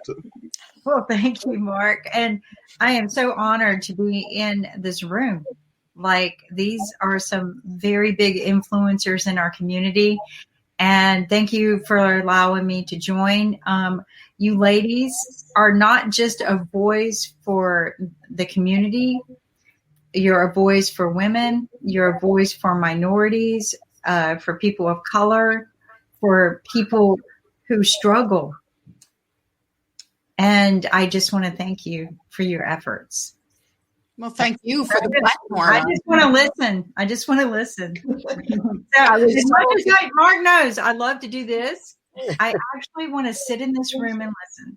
Well, you can just join in anytime. And I appreciate that you have the platform and that I stumbled upon Mark as a result of being on Sree's show and that he's allowed me to, bring all my friends to engage in some great conversations.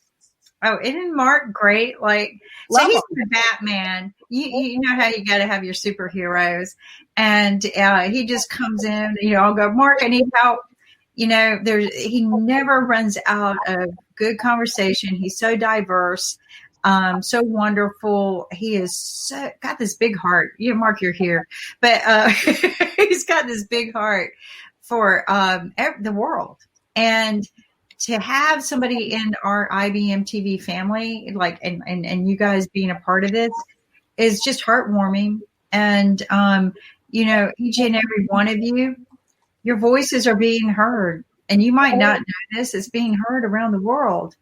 And that's one of the things I've always dreamed of my whole life, was to be able to communicate around the world. So keep talking. I'm going to sit back. Let you sit back and talk, and we'll get back to Nancy and everything. But just to let you know really quickly, and if you pop in at the end of this thing at 7 o'clock, but I do know for a fact that me and Nancy have been having a conversation about bringing this whole format of the online dinner party, but as an education thing, to this platform on a regular and consistent basis, whether that's on my show or whether that's a spinoff show. But I do know that Nancy has been very much interested in that conversation, having with you and Nick and others as well. So I do know that that's something that she is interested in doing, and I think that that's something that definitely Kim might be open to as well. So I'm putting both of y'all on notice that I know that both of y'all are interested, and that the whole topic of education is an important one. So I think that Kim is open to us spinning off an education show at some point or another. So just letting you know that, Nancy.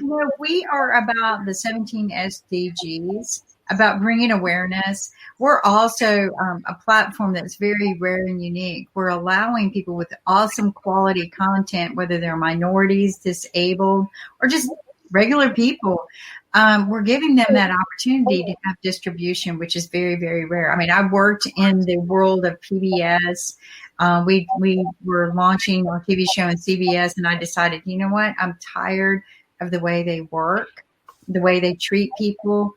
And no offense, some of them were pretty nice, but I wanted a different voice. I wanted a smarter, more resonated, real voice, not the ones that are paid for by ads.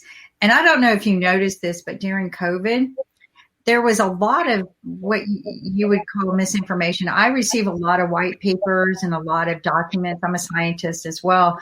And I was reviewing a lot of stuff when COVID was coming down the loop. And I go, why aren't these anchor people asking X, Y, and Z? And I go, oh, wait a minute. They have gag orders. Because sometimes when you walk in a room, I know this from being in media, you walk into a room, you're told what you can and cannot say. And if you can't adhere to that, you're out. So they were asking to me some very repetitives, and they weren't getting down to the problems. So I'm like, I went to my partner and I said, let's change this. Let's start a network. This was in the beginning of COVID. Instead of waiting to do it, let's start it now and try to get the people's voices out there. But I wanted to do more than just COVID, right? I wanted to do education because that's my heart. We do financial literacy to close that gap between poverty and sustainability. And a lot of people don't understand why that exists. And, Penelope, I think you do because of the work that you've been doing, especially up in New Jersey. So, that gap exists not just for the failure of access to literacy, but access to broadband. Yeah. Okay. And, and Marc hears me talk about this on other TV shows because I get on my soapbox. And because my problem is that the top 1% controls those policies. And we could have had broadband distributed to the rural areas, to the poverty sections of every community. But they chose not to do that. So, and I know this because of my engineering background, and that's why I sit on 2 university boards, not 1, but 2. So, and that's because I want to change it. But enough about me. You guys are wonderful. I'm going to sit back. You know what?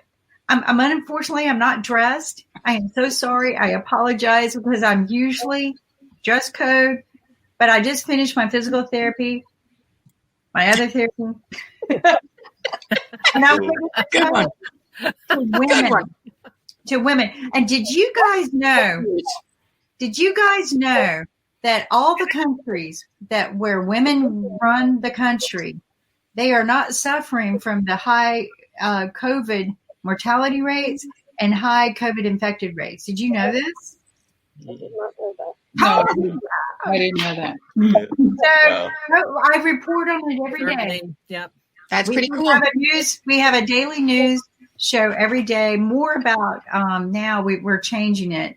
We talk about it a little bit, but now it's more about innovation, sustainability, and we also promote a lot of conferences that are out there. So people, while you're locked down, get out and visit these conferences. We're getting free codes for people to go to these conferences. So feel free, 10 a.m. in the morning, Eastern Standard Time. We are here for you. But if you guys want to come join the show, let Mark know. I'll let you in. Mark's my Batman. So, but the whole idea is we need to unite. Yeah. No doubt about that, and I appreciate you joining us and everything, Kim. I do want you to have that opportunity to talk to the teachers and everything, but I'm turning it back over to Nancy and everything. Sorry for that brief interruption, but when the boss calls in, you got to do what you got to do. It was great to meet Kim. Thank you. So, Joanne, before we launch into our conversation, give us your highlights. And I'm not talking hair. Although I do have them now. I see those. You see that? So I almost didn't become a teacher. I was heading toward being an accountant. And I was listening to Marc speak earlier about you never know where your teachers are going to come from. Yeah. And probably my greatest teacher was my dad, who saw something in me I didn't see myself, encouraged me to go into teaching. Sadly, he died my freshman year in college, so he never got to see sort of the results of his coaching. But I will tell you that the minute I put a toe in a classroom, I knew I was in the right place. And so 43 years later, I always look back and say, what a wild and wonderful ride. I look forward to going to work just about every day. I taught, I was a unit leader, staff developer. Nancy, I think that's when I met you. And way back when, principal, assistant superintendent. I continue to consult and do training today. And, teaching is part of my DNA. It's part of my blood now. And so it's been wonderful. Awesome. It's been wonderful. Well, thanks. And I appreciated listening to the dinner party conversation. I felt like I was at the kids' table. Like in the other room, I could hear the conversation, and I wanted to say something or say, "Oh yes." Well, some of these people know some of those people, and it really would have been a dinner party. Joanne, now we brought you into the adult room. Yeah, into the adult room. And Joanne, it's interesting that you mentioned that because, as I was saying at the beginning of the show, I went to a smaller, more intimate Thanksgiving dinner with my mom, my two nephews, and my brother. So it's the five of us together and everything. So my two nephews, myself, my brother, and my mom. So yeah, that's five of us all together. But yeah, I remember the old days when I had my cousins and everybody else. And yes, we did have that adult table and the kids table. So after you got to be those teenage years, you moved up to the adult table. So you could hang out with the big folks and everything. So I definitely remember that concept that you're talking about and you ever noticed that kids table was much smaller? So you always feel it. You were also in a smaller confine as well because it was a smaller table that you were at. Very true. Exactly. And you were also at the kids' table if you were unmarried. So you could be 30 at the kids' table. It's been a lot of time there, yes. I used to say to my mother, can I just get to the adult table? Anyway, so let's talk more about instructional equity. So I'm thinking I would like to hear of your early days because the question is, have we gotten any better at equity? Well, I'll just start because this will lead to Penelope, I think a little bit, probably to Adele as well. But I can remember one of the things Penelope said to me as I was approaching retirement, and that was that she stopped and asked herself at that point in time, was there something I missed? Was there something I missed? And that question stuck in my head And I allowed myself, you rarely have time to really just simply sit. We were talking about that earlier, just the ability to sit, reflect, talk. And when I asked myself that question honestly, I felt like the questions, the debates, what to do regarding equity was on the table way back when. And I felt like as I was leaving the field of public education, it still was there. I felt like we nudged it. I felt we pushed it a little bit. We got a little movement going, the dial moved. But I thought to myself, my gosh, despite trying to turn over every stone, I feel like it's still there. What did I miss? So Penelope, I credit you with pushing me that I don't have the answers, but it has certainly stirred my thinking and I think shaped the work that I've done since leaving education. And I want to hear what Penelope's got to say as well about that and her whole comments and everything. But you just said that you retired and you look like you're about 30 or 35. So how did you manage to retire so early and everything of that nature? Because I'm still trying to figure out this whole retirement thing. And sometimes I'm going to be honest about the whole education thing. I do sometimes think that we retire our teachers too soon. And I do have some friends that are teachers, and I sometimes think that we retire them too soon because I'm of the opinion that folks can be effective teachers well into their 70s and 80s if they still have the quality. So I do sometimes think that we retire folks too early. So I'd love to hear y'all's thoughts on that as well. But I still can't believe that you're retired because you look like you're 35. Wow. I think she's 36. That's true. Well, thank you very much. I assure you that I am appropriately at the retirement age. No, she's not. She's not retired. She's working harder than ever in lots of important ways. So don't listen to what she's saying. I am actively engaged, and some of my family says that I'm the busiest retired person they know. But thank you very much. I will say on this question of equity, it certainly has been with us. The inequities have been with us too long, and they still are with us. I'm on a board, the George Street Playhouse board, and Adele is on that board with me. We're very proud members of this exemplary theater company in the state of New Jersey that has a worldwide reputation for the work that we do.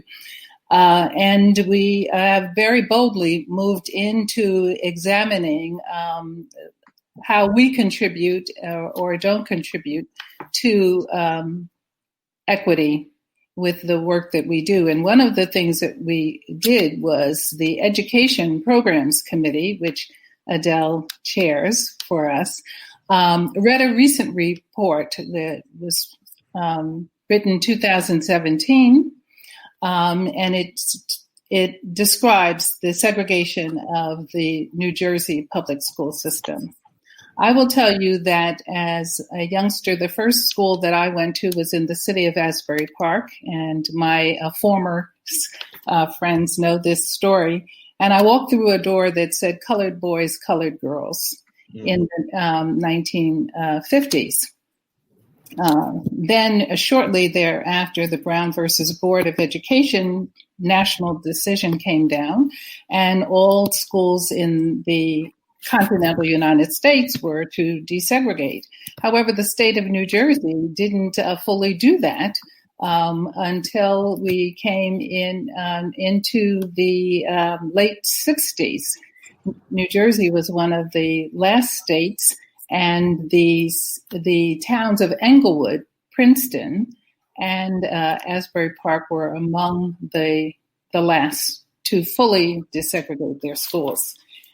The evidence of this is shown in what school boards do as independent decision makers in our state. In other states, it would also be the governing body that's given to the rights to determine what's taught and tested, and also the funding of schools in public education. In New Jersey, we have over 600 separate school districts. Each school district has its own Board of Education. Each Board of Education is a separate governing group that determines how much money will be spent at all levels of education and within their community, and what materials will be used. As a youngster in sixth grade, I was very interested in and was quite a good, I might say. I have family members to attest to this. I was very interested in ballet. And I had a very, very fine ballet teacher in Asbury Park who prepared me for an audition with the School of American Ballet in New York City, which was the training school for New York City Ballet Company. This was in the late 50s. This is well before the integration of this art form at the professional level. But it was an eye-opener to me as a school student, because it was there that I met other young girls and boys whose school books were of a higher quality in terms of the rigor, and their lessons were of a different quality. And that prompted my parents to take that issue before the NAACP in Monmouth County in New Jersey. And that was an eye-opener, and I being the youngster that was the person of record in this situation, that had a lot to do with me thinking about a career in education as well as a career in the arts. So I'll just give you that background, because I think sometimes people think of these issues of being only of today or of being of so ancient a time period that you would not be talking to a person of my background who was a person who experienced that discrepancy, that inequality, and in terms of what the materials were that I was given. And the school districts were Asbury Park and Neptune school districts at the time. When we moved to a different community in the state, and where it was of a higher socioeconomic background, I was behind. And I know the feeling of being in the 8th grade and really struggling. But because of parental support and knowledge from, my parents, I was given the type of support that allowed me to make up for those deficiencies that, that came from having that separate and not equal early start. And we had a commenter earlier make the comment that scenario seems to be even repeating now, sometimes within the racial confines, sometimes with other confines. Because actually, I've got some friends of mine that are going to do an event. I think it's with the American Association of the Arts, but they're going to be dealing with the LGBT community, and they're going to be doing some remote performances and things of that nature. So Charlotte Ammons, as well as a band called Lomeland, I believe is the name of the band, and some others are going to be doing a performance this month. But we are seeing these kind of issues happening both within the racial communities, within the sexual orientation communities, and within a number of other communities. So I'd love to hear your thoughts on some of the ways that we're trying to see repeats of this, but also how we're addressing it, Penelope. And by the way, I was going to let you know that I know a little bit about Asbury Park because I have a cousin that graduated from Duke University, and I'm actually living near Duke right now, but he graduated from that fine university. And then shortly afterward, he's lived before going into the military in Asbury Park. So I remember visiting him several years ago, and I have an aunt who unfortunately passed away of MS, but Carolyn Spurlock was actually a principal in Richmond, Virginia, as well as Sparta. So she was my direct aunt. She's my mother's sister. So she was actually engaged in that whole New Jersey education system for a number of years. Mm-hmm. And so I don't want to make this, my single story. Right. As you hear that story, I want you to think about how many other learners were in the schools that I was attending and how many others were in the same classroom. So for today, yes, those issues are still prevalent. And that's why it is both a challenge and an excitement to be an educator, because you every day have the opportunity to make a difference. You have the opportunity to make a pathway for not a single student's success, but for the success of the entire family and for that school community and for the community at large.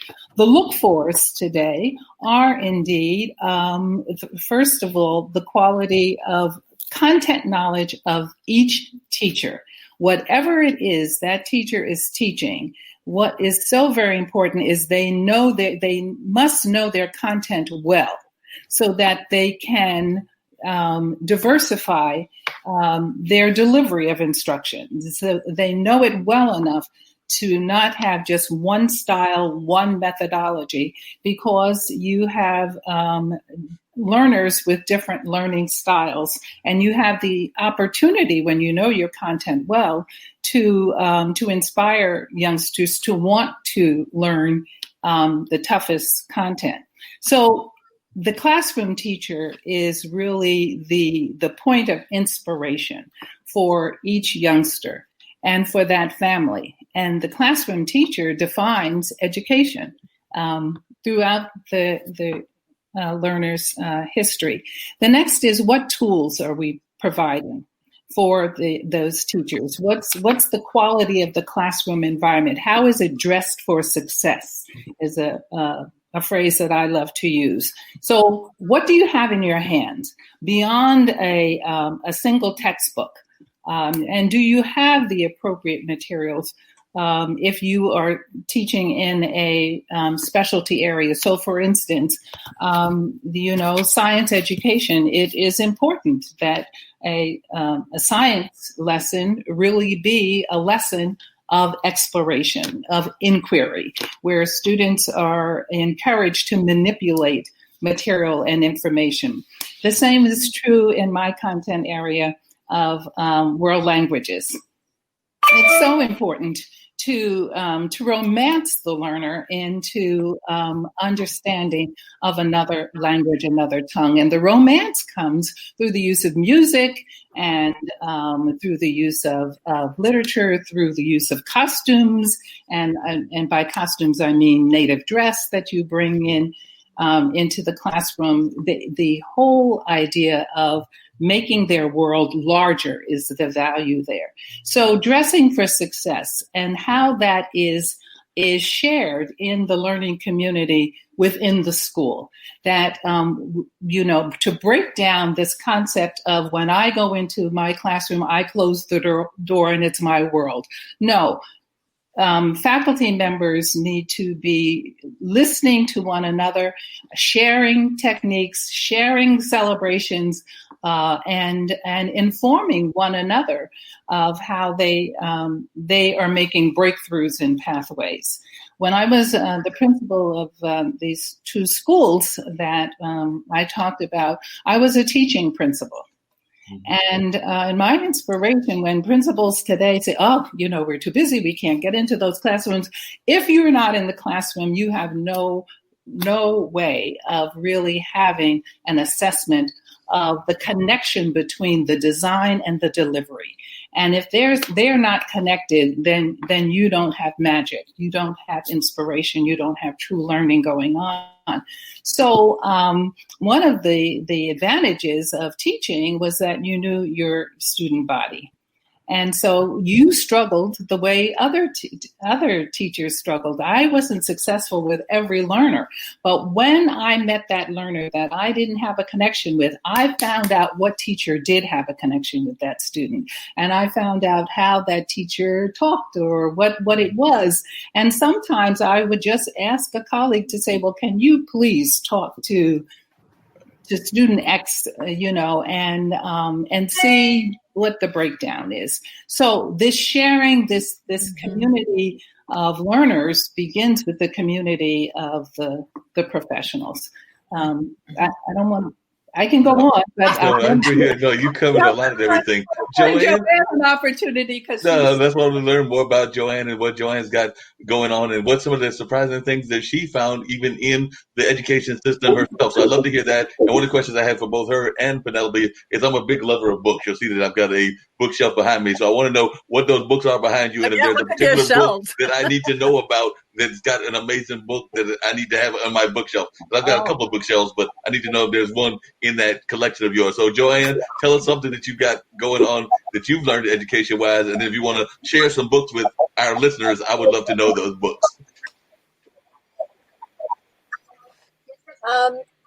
Well, interestingly, I come from the same neck of woods that Penelope comes from. So I'm an Asbury Park, Neptune girl. And that's where I grew up. That's where I continue to live today. So we come from, our roots are very similar, so we have lots of things that overlap for us. But we've also talked about what has been different for us as well.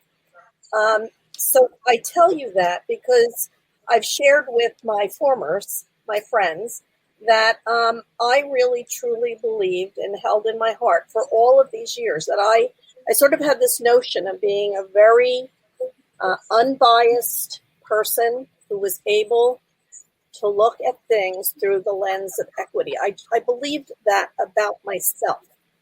And one day I heard someone talk about the fact that until you are made to feel uncomfortable, you are not really going to be able to sort of have an open conversation about equity. And Nancy, I heard you mention earlier about how this is a time of disruption, but from disruption can come something good that perhaps can be a silver lining.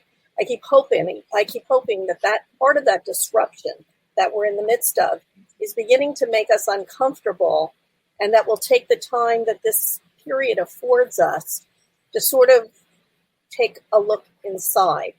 I read the book. You asked what's on my bookshelf, everything, but I happened to read. I hope you have my books in there. I'm sure I do. Somewhere, Nancy, are your books. I know. But I read Small Great Things by Jodi Picoult. And the book is part of a book group, but the book shook me to the core. It made me question myself, and I began to really felt that paradigm begin to shift within myself, and I knew that what needed to happen was to do that deep inside look. I was approaching the end of my career in South Brunswick. I was just getting ready to retire. Joanne, let me just interrupt to say this because Adele will just be amazed. I was just given that book by a friend, a woman on our George Street Playhouse Education Committee. Noni Fallon just sent me that book, and I just started to read it about a week ago, and it's just amazing. Yeah. Small great things. I'd love to talk with you about that sometime. Yeah. Yeah. So it for me was the disruptor. It for me put me in a very uncomfortable place, and it made me start to go deeper and begin to recognize that within each of us there lies some bias. The big deal here is trying to know what it is, be aware of it, and then do something about it. One of the last things I tried to do in South Brunswick was to open a conversation, because South Brunswick was a district that truly prided itself in doing so much work in the fields of equity. We had a million things going on. And I thought to myself, the one thing I don't think we've done is take a look inside. And so I was just beginning to take steps in that direction. And I recognized pretty quickly that it isn't something you can do easily. It isn't something you can do quickly. And it certainly wasn't something I could do on my way out the door. But I think if you ask me, if I were back in a district, I think probably one of the things I would be doing is trying to engage folks in the conversation, use this time to have the conversation and see if we couldn't go a little deeper into self and figure out if there isn't something internal that's getting in our way. That's what I would share with you. Powerful. Among the books around me, Mark, are all kinds of things from the frivolous and silly to lots and lots of books that I've used in my profession, and also a pretty healthy collection of children's books because I have a couple of little granddaughters, and so I also have those in the mix. I'll think a little bit if there's one particularly I'd recommend to you. You had mentioned earlier, Adele, you were talking about career preparation. Mm-hmm. And Mark, you were talking about the kinds of courses that are maybe losing some ground or disappearing or closing up, et cetera. One of the books among here somewhere on my shelf is called Shop Class is Soul Craft. And it's about losing our grip on some of those courses in which kids really had the hands-on experiential kinds of things. Shop class. No, shop class is very important, and I agree that sometimes that's one of the things I felt we have lost. And I've had some friends that are vocational fields. I actually have an uncle that was a plumber before he retired, and a number of folks that are like auto mechanics and a number of other things. And while I love teachers, and I definitely agree with some folks, including Shondell Rhimes, that said that y'all need to get paid a lot more than y'all get paid, I also would say that a lot of those courses that we've lost, like the plumber, the washing machine mechanic, because actually I just had my washing machine in my apartment repaired recently and everything, and a number of other things. Those folks get paid pretty well. So in some cases paid even better than the doctors, and we're not even training them in those fields. So in a lot of school systems. So we're actually losing some of these kind of fields that you're talking about, and they actually have some good aspect of our society, and they're also oftentimes paid some pretty good coins. So we're losing that in our school system, I feel, and that's something that is a shame. And by the way, one of our listeners was saying the power of collective learning, and I would definitely agree with that. That is something that's very important. And they were also talking about that financial gap, because Mr. Bailey came back on and said there is a financial gap as well as an opportunity gap. We must work with community partners to build an infrastructure that gives access to all. And I'm definitely a big fan of that. And I know that there's a lot of folks here in this community of North Carolina and the Triangle area that are big fans of that, but throughout the country and throughout the world. And then somebody said that they were reading Cultivating Genius by Goldie Muhammad. And I don't know if this other person has a book, but let me bring up what their remark was. Perfect, Joanne, so inspirational, and Shanae can help us and is proficient in this lens. So definitely they were saying that as well. So as we begin to wrap up our 5 o'clock hour, I would like to end with a question that I'd like you to all weigh in on. I'm going to start with you, Shanae, and go around the table. Yes, like if you think now about what's going on in schools, remote and hybrid learning, what one piece of advice would you give to educators to achieve greater equity in this situation? Steps we can take today. Y'all can be thinking. Yeah. Shanae's on the spot first. For sure. I think the infrastructure that Keith mentioned that is a piece of it, and that's bigger than obviously what we can all tackle within our classroom space. But definitely reaching out and seeing all of your students is of critical importance. And because I wrote down, because what Carrie talked about earlier, I think is important, because not having the luxury of having your kids at home to be able for them to do these extracurriculars as well, but also thinking about the kids who they don't have that privilege and luxury to do that. How are we making sure that they're getting reached and having that same full level of, someone caring for them and having them be in these different things as well? How can we bring those experiences to all of our students that may not have, that parent who's there at home with them to have them do these other pieces, or, grandparents or whatever have you, but how are we making sure that we're feeding our students these experiences through how we're, instructing them? How are we making sure that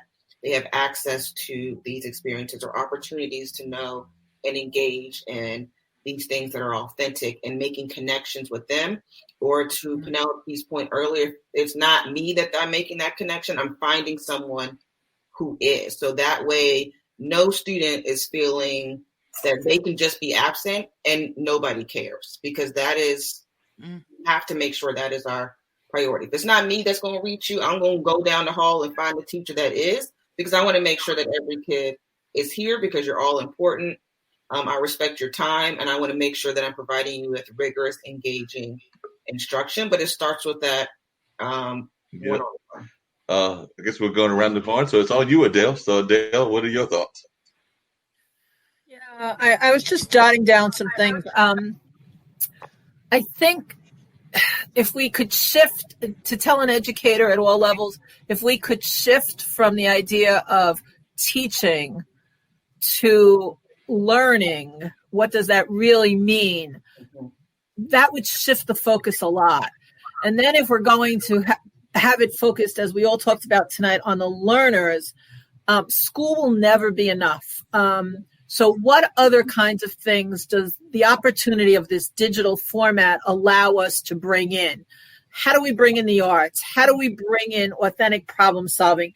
How do we make it so interesting for students that they want to sign onto their computers earlier, even if they don't all have access to a computer? How are they fighting over those computers to get to either that teacher as the facilitator or that excitement that's going to occur with those interactions with the other students in a set time, or as Gary said, maybe not in a set time, maybe in small groups? So I guess what I would say to educators is we need to push the envelope. We need to stretch it. We need to think beyond right now. We need to take some risks. We need to try to hypothesize and envision what we would think of as an ideal educational world, and try to provide that for our students tomorrow, and not wait for some policy or administrator to say it's okay. I mean, you're facing those kids every day on that screen. How are you impacting their lives? So again, I think equity at a really base level is affecting everybody, because students with different language connections, students with different, ethnic backgrounds, but what are you doing to make a difference in those kids' lives? So. No, sounds like some great comments. I can't wait to hear Joanne's, by the way. And by the way, Adele, I've decided I want your artwork that's behind you and everything, because it looks like some great artwork that's behind you. So I move around a lot. And Nancy, my background is sometimes my kitchen. So tonight you've got like the formal kind of better lighting background. Thanks, Mark. Very serene, Adele. Very serene. Thank you. Just a few things. I think, Nancy, in the very beginning, you talked about how you're working with teachers, and you're talking about one way to teach. Just find that one way to teach, and the way, that really great way to teach, whether it's remote, whether it's hybrid, whether it's in person, it is what it is. And I know when in some of the training that I do, I talk about the fact that good teaching is good teaching is good teaching, regardless of where your students happen to sit. Good teaching is good teaching. I've started to think about equity in different ways, another lens you need to put on is what I'm doing equitable for the kids who sit at home, for the kids who sit in front of me, for the kids who are with me for part of the time, then off the computer for part of the time, and back. When I sit back and look at my day or my week holistically, do I feel that I've dealt with each of those groups equitably? It's a little different twist on it. And I think those would probably be the biggest things. The final thing I would say is we have a very unique opportunity because folks are able to record themselves as they teach. And, I often think to myself, my gosh, there's lessons that I've taught, there's workshops that I've done. They came and they went, and there was nothing that preserved it. Adele, you were talking about we don't have the opportunity to tape ourselves very often. But there are opportunities. I go back and look at my trainings now to see what I did that I think was particularly effective, what I could do differently next time around. It's a great opportunity. There's another little silver lining. Mm-hmm. Thank you. Before we get to Penelope, I would agree with what you just said, Joanne, and just to share with you all and everything, I think that it's something that impacts everything and not just the school system. I know that I've got a number of friends that as I'm getting older and I'm now in my late 50s, they have passed on, but some of them had some tremendous things that they were doing in society. One of the gentlemen was in New York and he was involved in the theater community, like you, Adele. So Garland Thompson was involved in the theater community and did a lot of plays. He created some plays and did some other things. There was another gentleman, Jim Fields, that did a lot of video taping of newsmakers and things of that nature. But unfortunately, the families then got those properties and things of that nature. And as far as I know, they are sitting in closets, they're sitting in other places, and they're not necessarily out in the community being shared. So even though they were created, they weren't being shared. And I think that that's also what happens with teachers. So I think a lot of times those great lectures that the teachers might have done, if they would be recorded, then they could be shared in perpetuity and everything, because there could even be some contextual things that can happen in that sense. Because, what's happening in the this year in 2020 is definitely going to be one for the century. So the people that are in 2120, hopefully they'll have access to this video that we're doing right now, and they can think about what was happening in 2020 with the pandemic, with education and everything along those lines. But I feel that too often we don't do enough of that. We don't do enough of the documenting, both in the education context as well as in other contexts as well. So I think that's something that we as a people need to work on more in detail. But Penelope, I'll let you have your thoughts as well. Thank you. Well, I certainly agree with everything that Shanae, Adele, and Joanne have said. So I'm going to, I immediately started to think, though, about the affective domain. I started to think about the feelings inside. And to stay, so my concern for today's educators, and by the way, I'm very proud of the fact, I'm going to give them a shout out. Joanne and Adele know this, that we have 5 new teachers in my family. So for some people, the trade is law or medicine.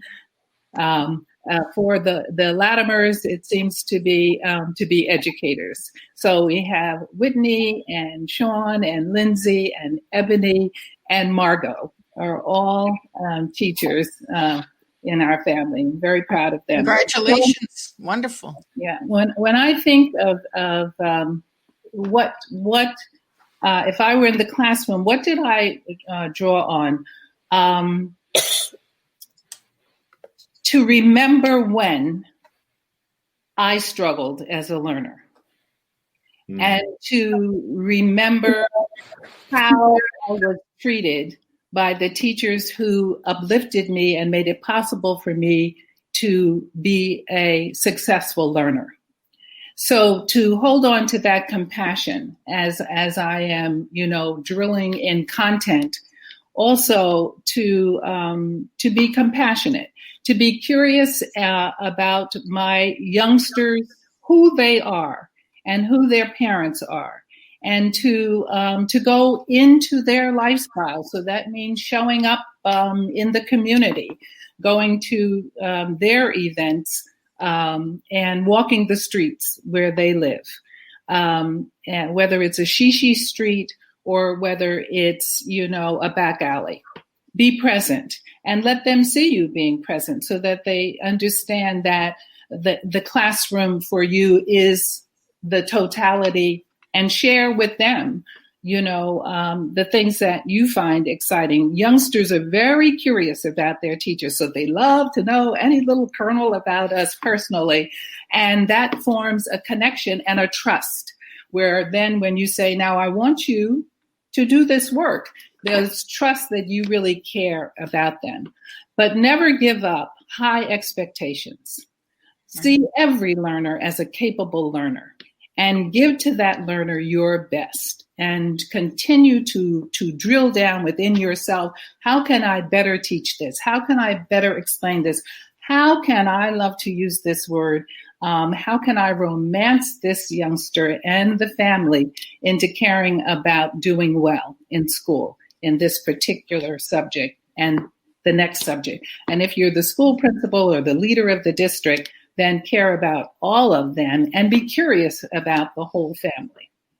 No, you definitely got to do that. There's no doubt about that. And by the way, you are right. It is a hereditary thing within the family. Like I said, my younger brother worked with the quote unquote troubled youth and things of that nature. So he's followed in the footsteps of my mom and my aunts and everybody that was involved in education. And one of the things that we learned at Thanksgiving, during Thanksgiving dinner and the whole conversation, was that one of my aunt's kids, or one of my aunt's grandkids, Sierra, is now, she'd already joined the teaching ranks, and now she's about to join the ranks of you here on the panel that are moms, because she is now an expected mom. So my aunt is about to be a great grandma. So she was already a grandma. Now she's about to be a great grandma. So she's excited about that, but is definitely continuing that lineage of teachers and everything within the family, because Sierra Wiley had been involved in the whole teaching. I think she was teaching on one of the grade school levels, if I remember correctly.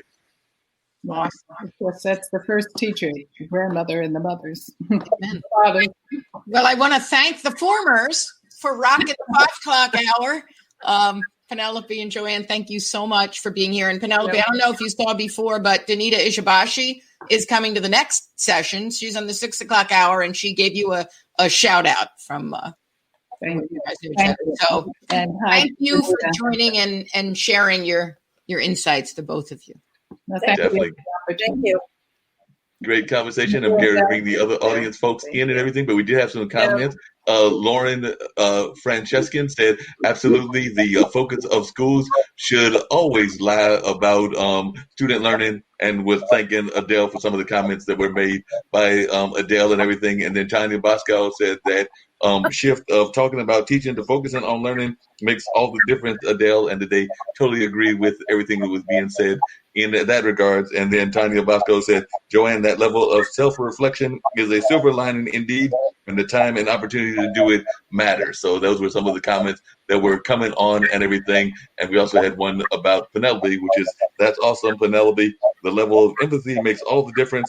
Compassionate leaders with high expectations engender that thinking to others. And I would definitely agree that we need to have that kind of compassionate leadership.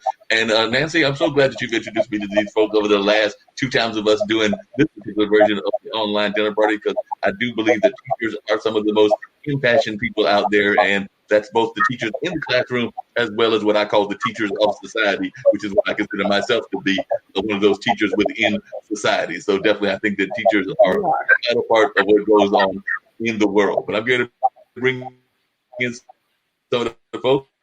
All right. Bye, Penelope. Bye, Joanne. I'm going to do a blatant plug. The other 4 formers and us would be thrilled to do a former segment with Nancy and you. So trying to bring her into the stream and everything. So now Marc's got to work. That did not quite work. There we go. There's boop, boop, yep. boop, boop. There's Tansy. And about to bring in Amelia as well. There's Amelia. Wait for a minute. Yeah, Tansy, Amelia, is Danita back there? Let's see if I see Danita. I thought that I saw everybody that was back there. I know somebody was in with just audio stream. There is Danita. Let's see if I can bring Danita in. She may be audio stream as well, but we'll see. All right. Danita. And leave Adele, obviously. I'm here. Somebody rang my doorbell. Sorry. It's loud. And Penelope, I guess, can go backstage. Yes. No problem. We can do that. Hopefully, Danita will get her camera up and everything, but I'll get ready to take Penelope back to the backstage area and everything so she can watch the conversation from back there and everything. So definitely that's what's going on. And hopefully, Danita will get the camera working. Otherwise, we might have to. There we go. A little bit. There she comes. Okay. Yeah. Finally. All right, so we have had a fabulous 4 o'clock hour, a fabulous 5 o'clock hour, and now we have the what do you call the people who the sweepers who The home stretch. So I will say that I met Tansy Kilcrease, who is and Tansy, make sure I get your title right, Assistant Superintendent. Yes, that's it. For Bibb County Schools in Macon, Georgia. I should say that with a little accent, right? Georgia. Yeah. And Nancy and I met at a conference talking about the work we do in professional development. And then we were at a virtual happy hour together where we just, blew the roof off that place. So I knew she was my soul sister and, quite a fun-spirited person. So I had to have her here. And then Amelia Larson, I fell in love with how many years ago, Amelia? Amelia was 6 years? 6, 7. Amelia was the assistant superintendent. Do I have it right? Assistant super, because sometimes it's assistant superintendent in Pasco County, and she brought us into Pasco County to start working in some of the schools, design student-centered classrooms, etc. Unfortunately, she didn't stick around that long to play with me, so she went to the American Reading Company and is now the Executive Vice President of Innovation and Academic Partnerships.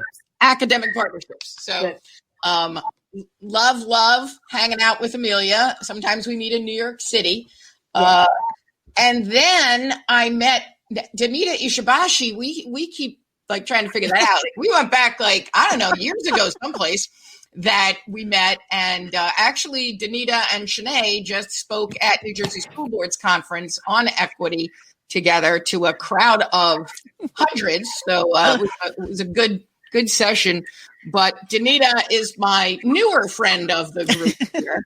And likewise, just, I have a soul connection with all three of you. So excited to have you here for this final hour. And I would like to introduce you to the amazing host, Marc Lee. Take it away, Marc.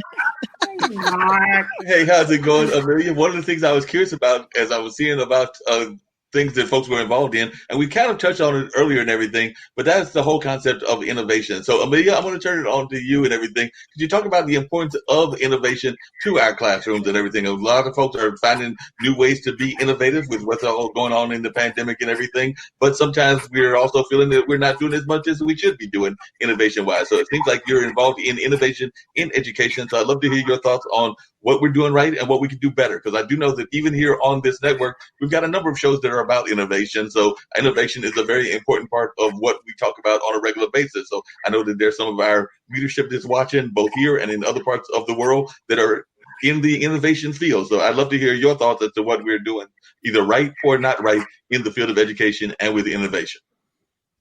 So I think it's really important to innovate for the sake of problem solving. So you have to understand what you're trying to solve before you start innovating. So when I brought Nancy into my schools in Pasco County, what I was trying to solve is flip the classroom so the kid was more in charge of their own learning. So I didn't go after Nancy because she's awesome. I went after Nancy because she solved the problem. I wanted my kids to become more independent, more agentive, right? So I wanted the classroom to foster, support identity, intellectualism, criticality. And to start that, I needed to start with independent learning. So I think that's sometimes where we go wrong. We go wrong because we're not sure about what we're trying to solve. So I think that's the most important thing. And now, in terms of innovation, we live in a time that I think the movement of Black Lives Matter have really called us to question our practices, our beliefs, our stances, and make some changes. So innovation to me right now is all about justice. It's not even equity. Mm-hmm. I think equity is out. It's about justice. So when I hear people throw around innovation, I want to hear something that takes me to their understanding of justice and true access that will advance opportunities for all kids.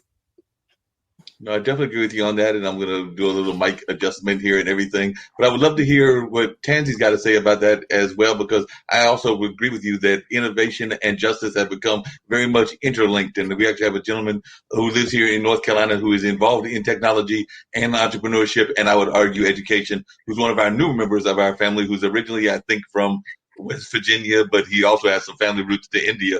But I do think that there is connection between justice and between education. But I'd love to hear your thoughts on that, Tansy, and then I'll come to Danita as well.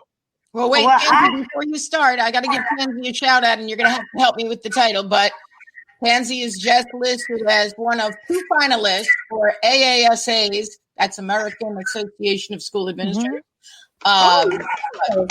Educator of the Year at the district level. Right?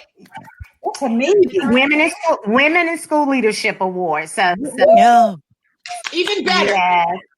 We're rooting for you. We're rooting for you. Thank you so much. I appreciate You're the best in my book. So. Oh, you're so sweet. You're so sweet. Well, I also wholeheartedly agree with Amelia.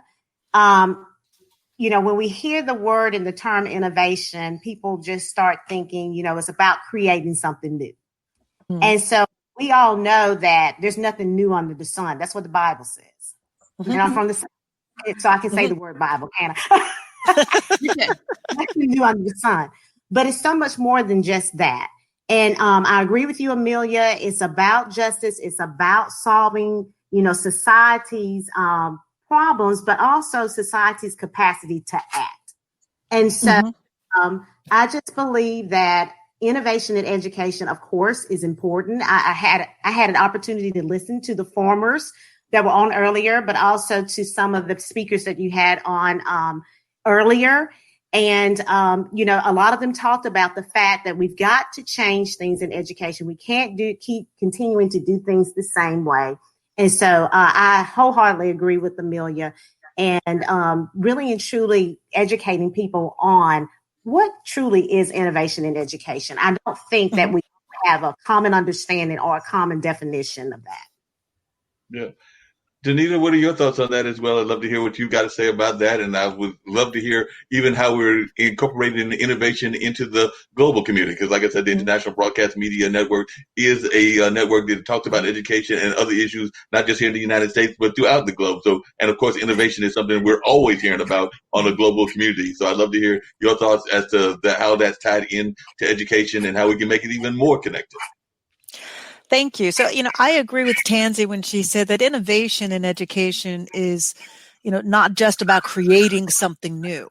And I think the place where we are right now in this pandemic has really caused us to think about and reflect what we are doing in education. What are we teaching students? And are we teaching them what is truly important that they need? Or are we teaching what is convenient and what we've always done? Right? Because now that we're living in this hybrid, virtual, or whatever the environment is, what is important and what is necessary has changed. So the innovation may be taking the time to actually stop and think and say, I know we've been doing this for 100 years and we all thought it was a good idea. Maybe it's not so much of a good idea. So maybe the innovation is this situation forcing everybody to think differently. Why are we teaching what we are teaching? Is it because it's always done that way? Or is it because it is truly meaningful and required that a student has that foundational knowledge so they can move to the next level? And so when I think about education and I think about innovation, and not creating things where people want to move directly to technology, we're all living with technology. I don't know if it's actually improved the instruction, but in the hands of somebody who has the mindset that they are going to focus on what learning is important for students, then I do see an incredible learning curve that's happening that's phenomenal and powerful for students. So when I think about innovation, it's really about changing the mindset of people and taking that time to reflect on what truly is important about teaching and learning for all students.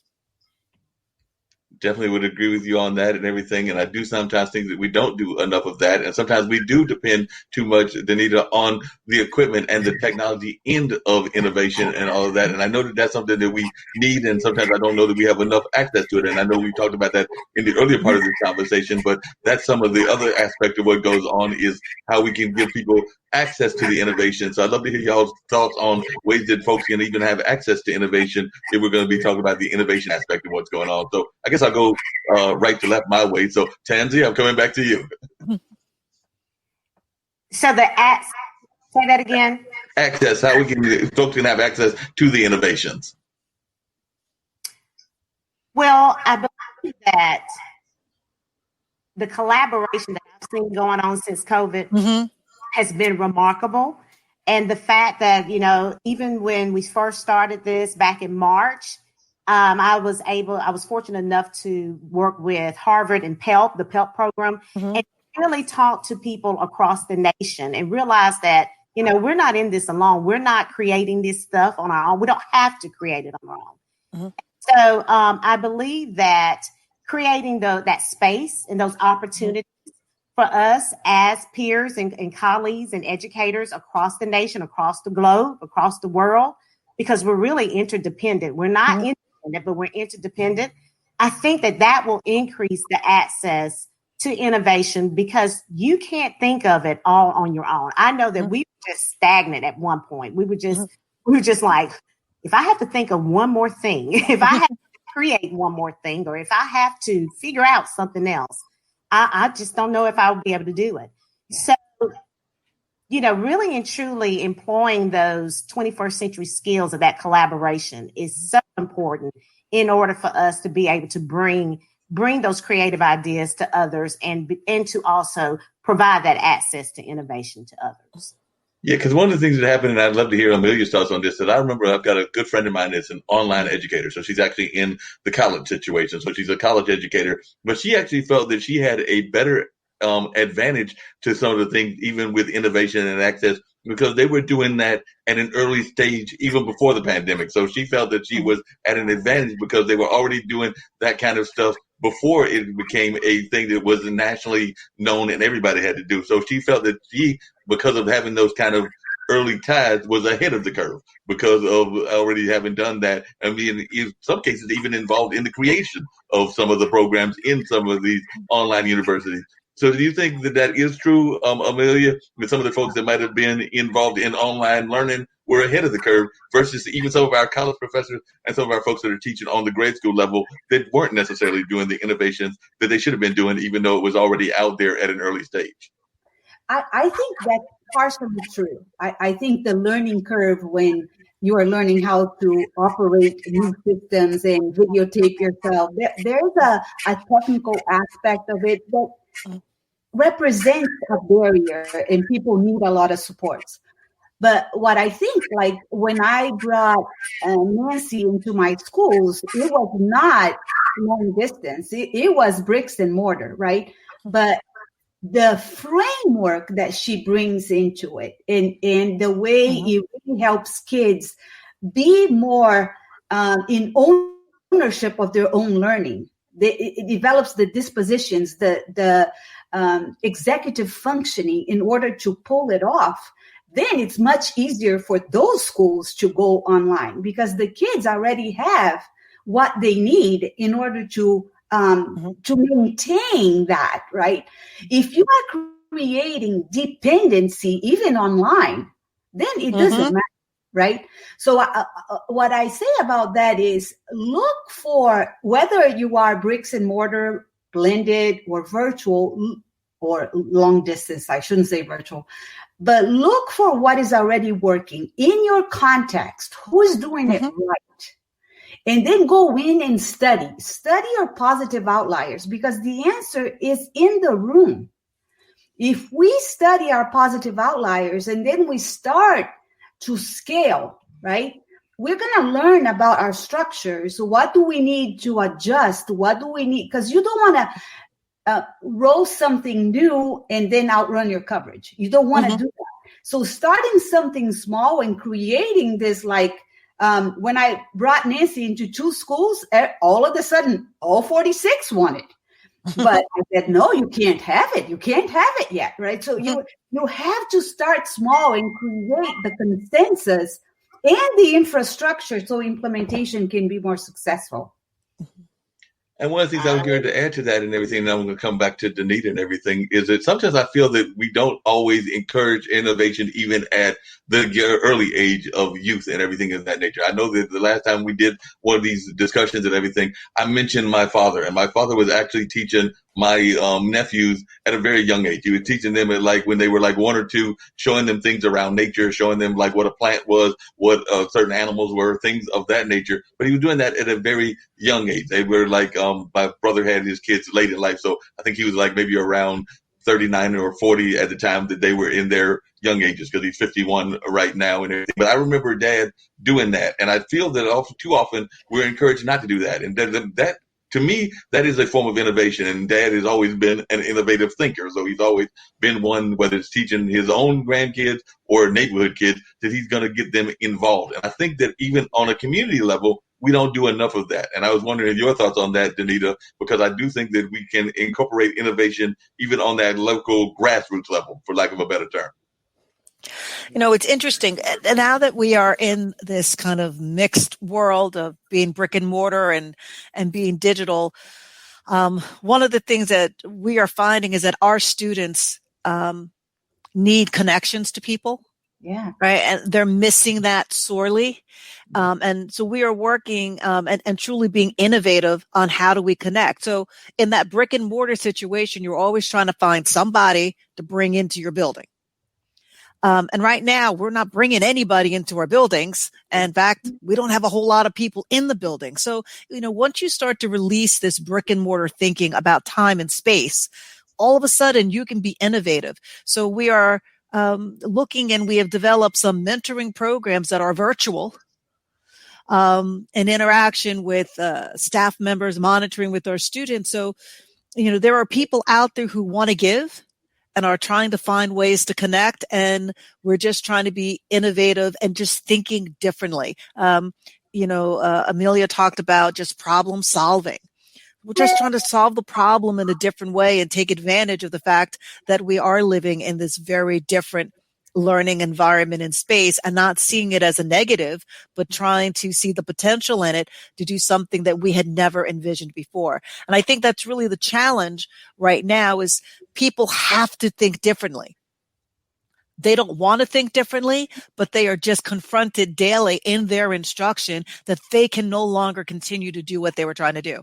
It just doesn't work. They don't get the same results. So we have to be more innovative and let go some of our old notions, but also be open to those positive things that are out there if we reframe our idea about time and space. As we think about education and instruction. And we have to make it entertaining for our students. When our students are in school, they come to class because they have no choice. That's right. When they're online, it's real easy to turn off that camera or not even log in. That's right. So if you weren't exciting in the classroom and you didn't get more exciting online, you're not getting any more participation. And I've talked to teachers about that, and they now are rethinking what they are doing and why, because they don't like the fact that their students aren't connecting with them. So we just got to release our thinking and let the innovation sink in and not be so afraid of it.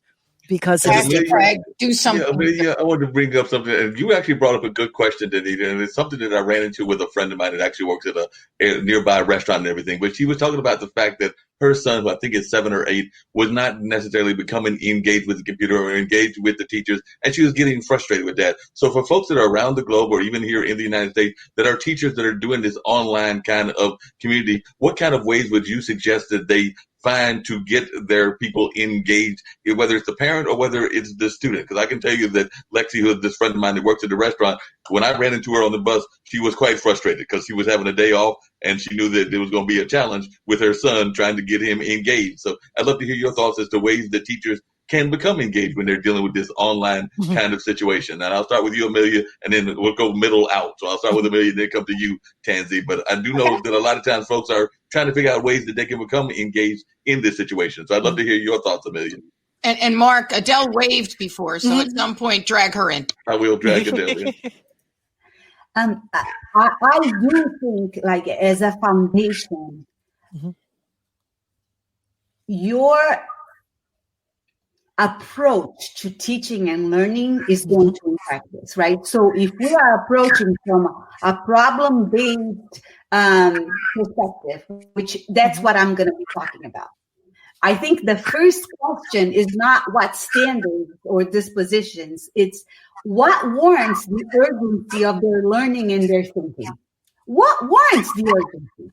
So, for example, if I'm doing an ecosystem unit, I'm going to launch that with a great video that is going to show the problems that we are faced with. And I'm going to say, how are you going to be a part of the solution and not a part of the problem, right?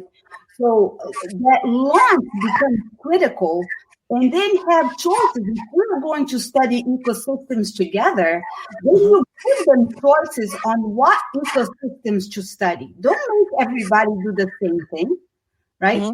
So having questions ongoing and having a real audience, inviting people in, but starting every day, do we have the right experience or targets that warrants the urgency of their thinking and their learning? Yeah. Skills are the low bar. I'm not kidding you. Like, skills are the low bar. If we are stopping them, we lost the battle. And include parents. Parents are in the classroom. So if you don't feed them, they will eat you. You gotta feed the parents or they're gonna eat the teachers.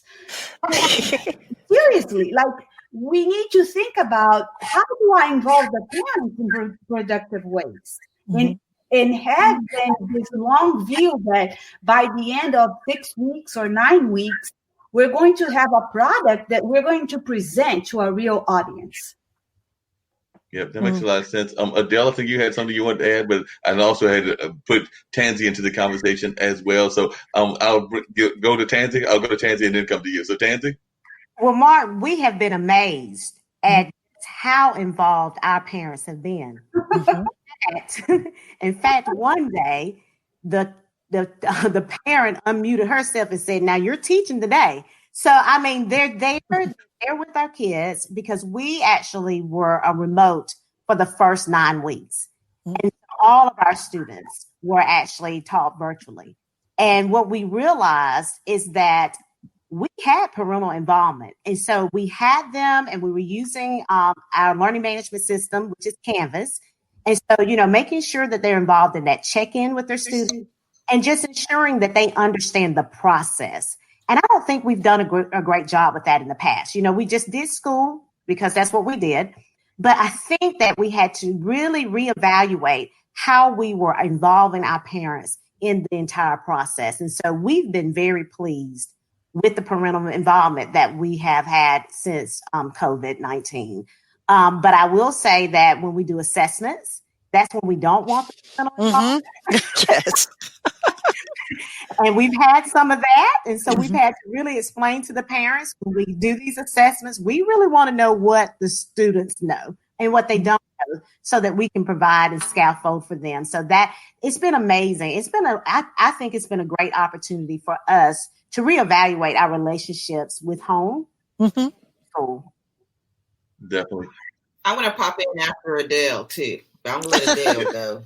Let me get the Adele off of mute. But to Adele? what you had asked. Yeah, I'm going to circle back to what you had asked about innovation and your example of your colleague or your friend who is teaching in an online university. I teach in a traditional principal certification program in an institution of higher ed, and I also oversee New Jersey's non-traditional principal certification program. And what I've realized over the last few months is that as we're talking about the teachers in the classrooms and innovation, we're talking about teachers who were all prepared, and administrators prior to the pandemic. that were trained in a certain way. My next new experimental group is for the group of teachers going through teacher preparation training right now during the pandemic, and also administrators going through their training as part of this pandemic experience. And I've been saying to people, it's affording you wonderful opportunities because there is no playbook here. But even for teachers coming out, student teachers, they now need to design lessons that are much more innovative or different for a hybrid situation that we ever trained teachers before. Administrators need to look at schools in a different environment in terms of what innovation looks like, but also what effectiveness looks like in terms of an online virtual world. So these last months in New Jersey, at least since March 13th, right, through now, it's really 9 months. But it takes 3 months usually, right, if you want to stop smoking, to change a practice, right, to change a habit. We've now changed habits of teacher preparation and principal preparation. They've been in internships for the last semester or 2 semesters. So it's going to be very interesting to see how much they push the envelope and do things, just expect things to be done differently once they now land in teaching positions, administrative positions, because that old thinking of how we were trained in the past is different and changed. So as we go forward, I think I want to say a professor in higher ed, I've taught online classes before the pandemic struck. The way I do my online classes now is totally different than what I did prior to the pandemic. Those students at the graduate level need more support and interaction and networking. Principals who are preparing to be principals need interaction with other colleagues. So it's going to be a mightily different world, I think, in the short term, given this experience that they're going through as training now for future educators and future administrators. So I think we're going to see some jumps and leaps and bounds, and not just vacant innovation, but really solid work that's connected to authentic learning. We'll see. And Shanae, I know you've got some things that you wanted to add, but before you get to that, I do have another quick question, and you may even come to what you're going to add in terms of your insight and everything. But I do remember the last time we had this conversation, and I've also had it, like I said, I live near Duke University. There's been some talk that we might not even see the universities in the same way that we used to see them. Like I said, Duke's got this lovely buildings and all these buildings, and I've heard people even speculating that some of those buildings might wind up having other uses because we might not see as many students coming in because there might be smaller classrooms. So I was wondering your thoughts on that and whatever other remarks you were going to be making, Shanae, because I have heard people speculating that these universities, whether it's Duke, whether it's Harvard, whether it's Princeton, whether it's UCLA, that we might be seeing a new model of even the higher education. For sure. There's something I actually want to make connected to that. One is when Tansy was talking about the parents being in the classroom. Danita and I had a whole conversation about this as we were preparing for our presentation. But it's interesting because there's also a level of accountability for that, right? Because before it'd be like, yo, you had to sign up at the desk. If I know you when you come in the classroom, you spend a special time. This whole process when I was teaching, you're not just going to pop in this classroom. I need to know when you come in the door. But now it's like, you never know when they're at the door until they'd be like, ma'am, excuse me, we didn't get that part of the lesson. So this connection between home and school, which is important, and I think it opened eyes to Tansy's point. Parents are involved. They want to know what's going on.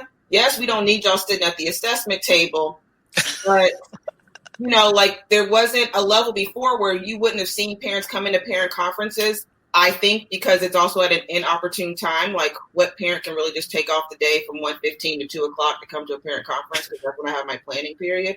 But that's a whole nother issue. But now that, to Danita's point, time and space that's no longer the issue. Now you can conference with parents like at any moment. They listening in on the class. How was my kid participating? So I think they were always involved. But what parenting looks like with like in teaching now is different. And I think that we had to also train parents, because if you're just helping with homework, that's different than now I have to set up an environment for my kid to learn school. That's different. So that's where I created the elements of home-based learning and did the webinars for parents, because I had to keep saying to them, you are not homeschooling your children. There is still a school. They're delivering the curriculum. You have teachers. you are not homeschooling, but you should manage a home-based learning environment. And here are the elements that you can, use in order to do that. So. Yeah.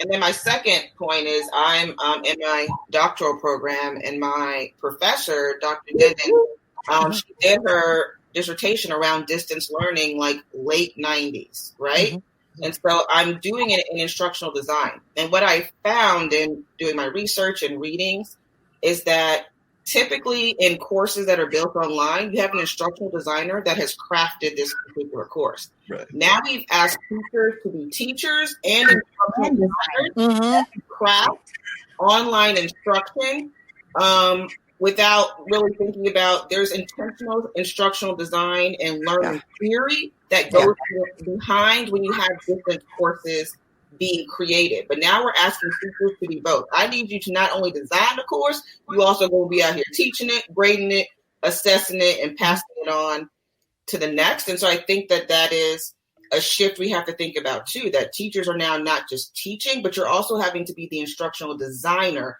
not just of a lesson, but now how is this going to translate remotely? And that's a whole different skill set and things to think about.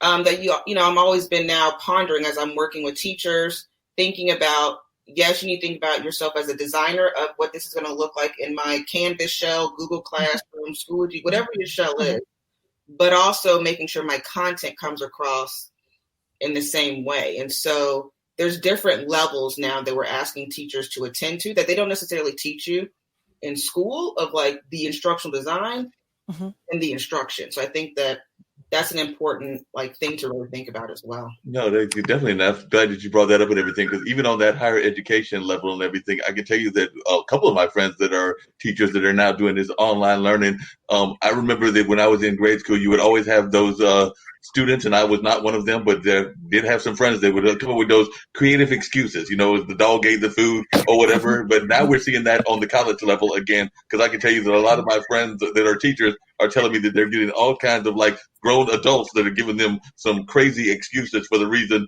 that they're not doing their homework. And like I said, it was a basic assignment. It was something that they were given in the early part of the curriculum, and they come back with some, I'll just put it bluntly, a BS excuse and everything. And it's totally that whole, the dog you ate the homework kind of thing. So I think that we also have to have teachers and just society in general teach folks just basic common sense and basic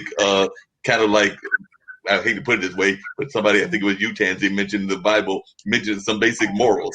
So definitely got to have some basic morals no matter what your faith is. But I find that sometimes folks do not do that. But I'd love to hear your thoughts on what I just said, Danita, because I do think that even sometimes within the higher ed, we are finding that some folks are using it as an excuse, for lack of a better term, to stay engaged.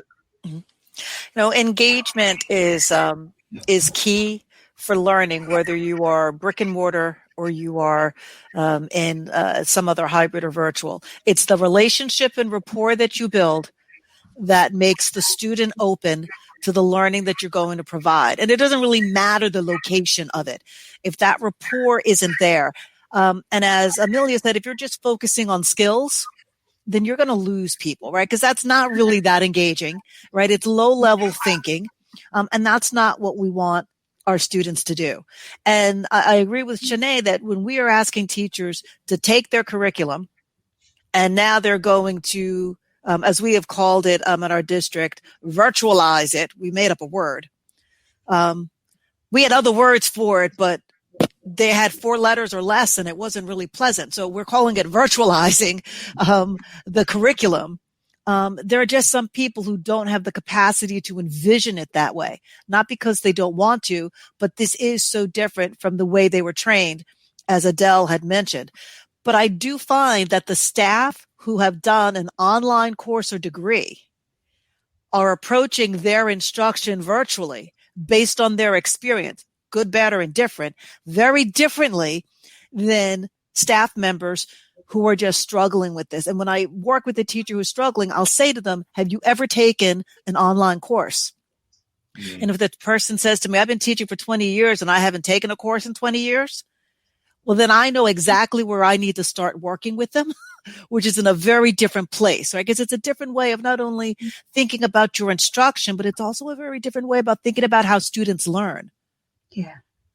And so, and the older the student is, the more difficult it is to kind of help the students flip, right? Because we have kind of institutionalized them to only learn in one way. It was our own fault. And now we're saying flip the switch to both the teacher and student and say, now learn differently.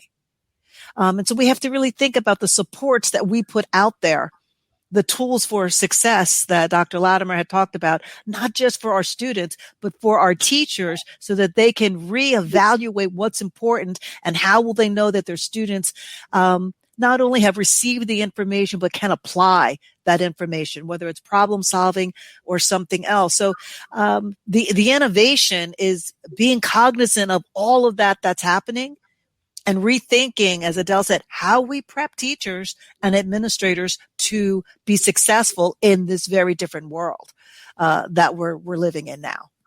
And one of our listeners actually had a question for you and everything for all of the folks. And I think Tansy also has a point that she wanted to make. But the question is that Carolyn Edwards was asking was, when we finish building on the successful motivations we made during the pandemic or when the darkness of COVID clears, will we simply go back to business as usual because it's familiar to us? Or will there be some kind of like change in the way that we're thinking? And I see all of y'all are shaking your head, and I'm glad to see that. But I would love to hear what Tansy's got to say. And I think Adele's got some comments as well. So I'm getting ready to unmute you there, Tansy. So we cannot go back to business as usual if we cannot see the benefits of the changes that we've made and the transitions that we've had to make.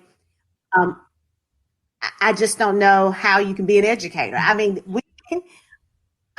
we have been, our teachers are resilient. That's one thing I want to say. And we're very innovative and creative. We have been able to turn things around quickly, and it's for the better. So I can't see us going back to business as usual because there's so much that we've done that I think is so much more beneficial now that we make this transition.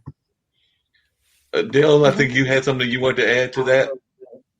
I just shout out because that's my old colleague, Miss Wood, that's in here, and I appreciate her. Yes, ELA teacher, Columbia, South Carolina. Shanae's got some people that are watching and giving them a shout out. We appreciate that. But Adele, what were you going to say?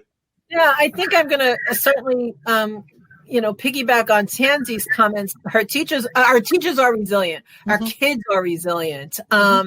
They won't accept going back. The young kids who are starting kindergarten now, they don't know what the inside of a school building looks like. So they have no prior knowledge of the old way we did school. For students who have been at this a while, if the period of time has been long enough, we've undone a lot of those old practices and have replaced them or virtualized them, as Danita says. They won't accept going back, and nor should we. It's too much of an exciting prospect to look forward. So education has changed forever. For those people that are saying it's not, they're kind of deluding themselves. But how quickly or how much more different learning becomes more global, not seat time necessarily, but just like we never envisioned state tests being on a computer, right? People were out of their minds. What do you mean you're going to give a state test on a computer? It's never been done. Now we know what to do with, in many cases, the technologies and the tools to change learning. So we're not going back. We have the opportunity to go forward and make a really big difference for kids going forward. I think Amelia had a point that she wanted to make, as did Shanae, but I'm going to get to Amelia. So Amelia, what was the point? I think that we cannot be naive because policies and systems are set up to keep things the same. Yes. So yes. We have to be really united. Parents, educators, partners. Like I see at American Reading Company, we changed everything in order to now accommodate to this new reality, right? But I'll tell you, if the front line, the districts don't keep fighting, there's nothing that is set up for this innovation to continue. Right. The system works really well for some people, and those people are in charge. They don't want this to continue. I'm concerned too that, so we provide professional development, and in the summer, everybody was like, oh my God, come and teach our teachers. I had designed and my book will be out soon. The manuscript is done. It's called Reinventing the Classroom Experience, Learning Anytime, Anywhere. And so everything we've been doing is about one way to teach, structures and strategies that work as well as home as they do in school. And that's how we're moving. But once the school year started, a lot of administrators are saying to me, oh yeah, I want to do that. And I want to talk to you about that. But right now I'm up to my elbows in COVID cases. So I don't have time for that. And then somebody's like, oh, we just have so many logistical things. It's a nightmare. Like, I just don't have time for that. And I fear that changing instruction, innovating the professional development that goes along with it is the thing that you can, what's the box that I think it was Stephen Covey does, where it's like, what is important, not important, urgent, not urgent. And I feel like the important but not urgent part of professional development and growth of teachers is being pushed aside. And I do believe a lot of people are feeling like we're just getting through this until we get back. And we still have a lot of schools that are live streaming. You just plop a camera in the corner of the room and we're going to live stream those lessons. And that is not changing anything. So I fear that while we have pockets of innovation going on, that there is not a commitment at all levels to say, this is the only point in time that you are being given to make all of those changes that you've been asking for decades. Like, this is it. Don't blow it. Don't blow it. But, I think what's also important is now that we've experienced and we've tasted this hybrid learning, this genie's out of the bottle. She's not going back in, right? So there are some students who are flourishing in ways that they never have before. And parents do not want to go back to a place where their child was fearful of coming to school, had anxiety, didn't want to participate, but online they're finding their voice. Yeah. So we will never be able to go back completely to what it was on March 13th. And, everybody talks about the good old days. And then when you think about it, they were really not all that good to begin with. Right. So there are some things we don't want to go back to. But I think this genie is out of the bottle, and we will always have this type of blended learning platform in our districts moving forward, which will present challenges. But if we're talking about meeting the needs of students to promote their learning, then we have to be willing to balance the needs for these multiple and learning environments, because we have shown that there are students and teachers who are more successful in this environment. Mm-hmm. And so can we continue the innovation by saying we will always meet the needs of students? And one of the ways we can do it is by establishing multiple ways in which students can learn. And their location of learning doesn't have to be in a brick and mortar building, but it can be in this virtual or hybrid environment. And if that's really what we believe we should be doing as educators, is meeting the needs of our students, then we need to be open to this moving forward. I agree. I agree with you on that, and I know we're getting ready to wind down with everything, but I was wondering, as we're getting ready to wind down, if y'all could tell me what your thoughts are, and not that it hasn't happened before, but we're now to have a new administration, and we're about to have an educator definitely in the seat of power, being the first lady. So I was wondering if you could talk about the importance of having an educator there in the White House, because I know Dr. Jill Biden is definitely a peer of Miss Sulla and a number of y'all. She is an educator, so she will be there in the seat of power. So I was wondering if y'all's thoughts on having somebody like that from the education world. And like I said, I know there have been other first ladies, other folks in the political world that have been tied to education, but it's been a while. So like I said, I would love to hear y'all's perceptions of having somebody there while we're going through innovations that is at the seat of power and all the things that are going on. She's not the first educator in that position, but I think what we have right now is all the stars are aligned. Mm-hmm. Right? And when you look at who they already chose to help them during the transition, Linda Darling-Hammond is at the top. How can you go wrong, right? Mm-hmm. So just the people that they are choosing tells you a lot about the potential.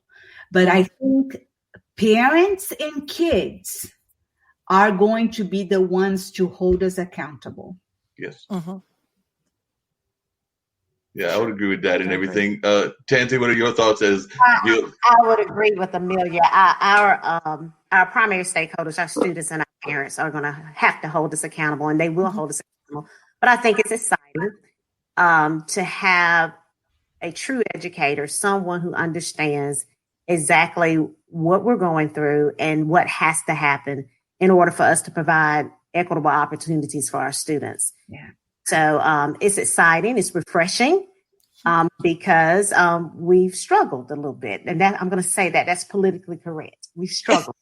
It is political. We've struggled for the past 2 years.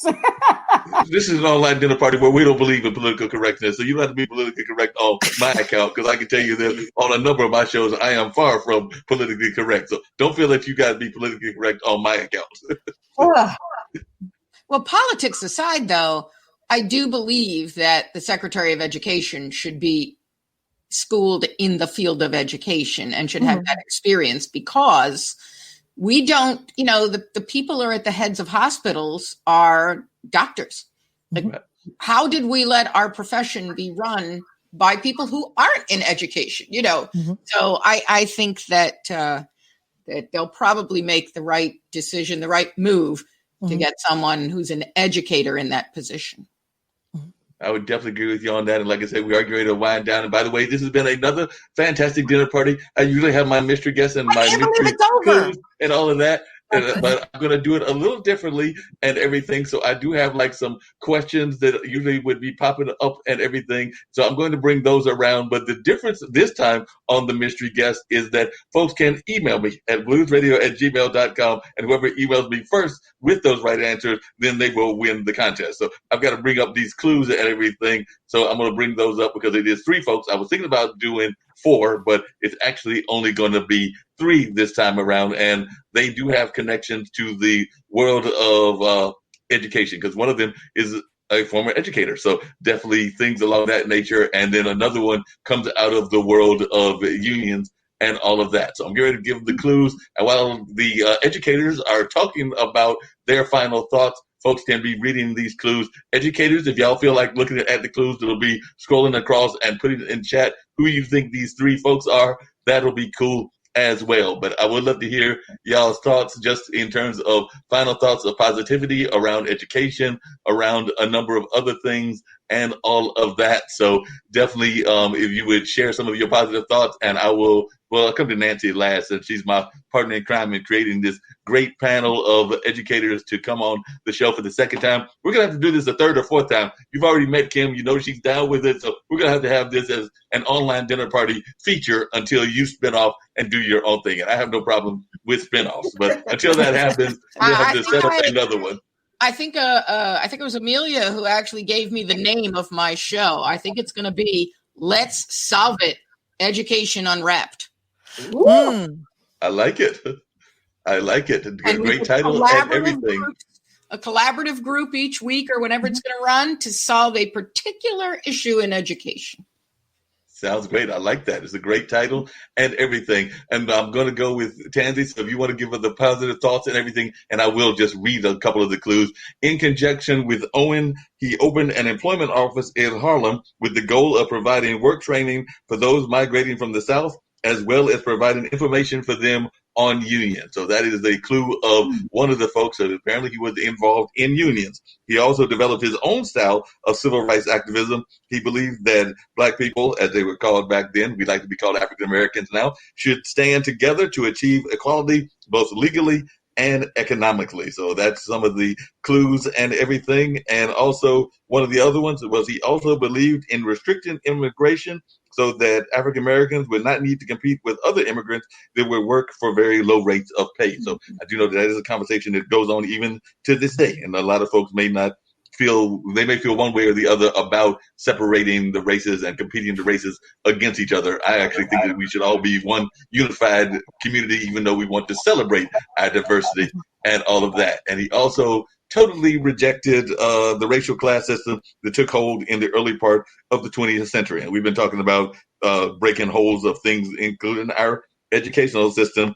And in 1920, he ran for the New York State Comptroller. And in 1922, for the Secretary of State of New York, he ran on the Socialist Party ticket, but was unsuccessful on both occasions. So that's a little bit of clues on that particular gentleman. And y'all are over there just pondering like good educators and trying to figure out who that might be. But Tansy, I'm going to let you go and let you give your thoughts and everything. Doing the whole Google thing of that. But Tansy, so any words of positivity that you would like to share with our international audience, and then I'll come to you, Amelia. Go Tansy. Go Tansy. Oh, hold on a second. I got it. I would just like to say thank you for the opportunity to be here this evening with this distinguished panel of guests, and I'm just elated and honored to be here. I would just like to say that I am proud to be an educator during these times. I believe that my motto this year has been agility, flexibility, and adaptability. And our teachers have risen to the occasion and they have exceeded my expectations. And so I'm very proud to say that I'm in the education field now. And I'm proud of all the educators across the globe who have really and truly met the needs of our students and have put service before self. So that's what I would leave you all with this evening. Thank you for the opportunity. I've enjoyed you all. Appreciate it. Amelia, I'd love to hear your thoughts as well. So it's on you. So I'll do a little bit of pressure with support. This is a critical moment for us to get it right. This will not happen again, right? So as you move forward, don't do it alone. Look at this. Look at the screen right now, right? We are not alone. So surround yourself by the geniuses because they will make you better. This is hard, but we cannot pass this opportunity. And then I'll leave you with a book. This book is absolutely a must. It's called Cultivating Genius by Gholdy Muhammad.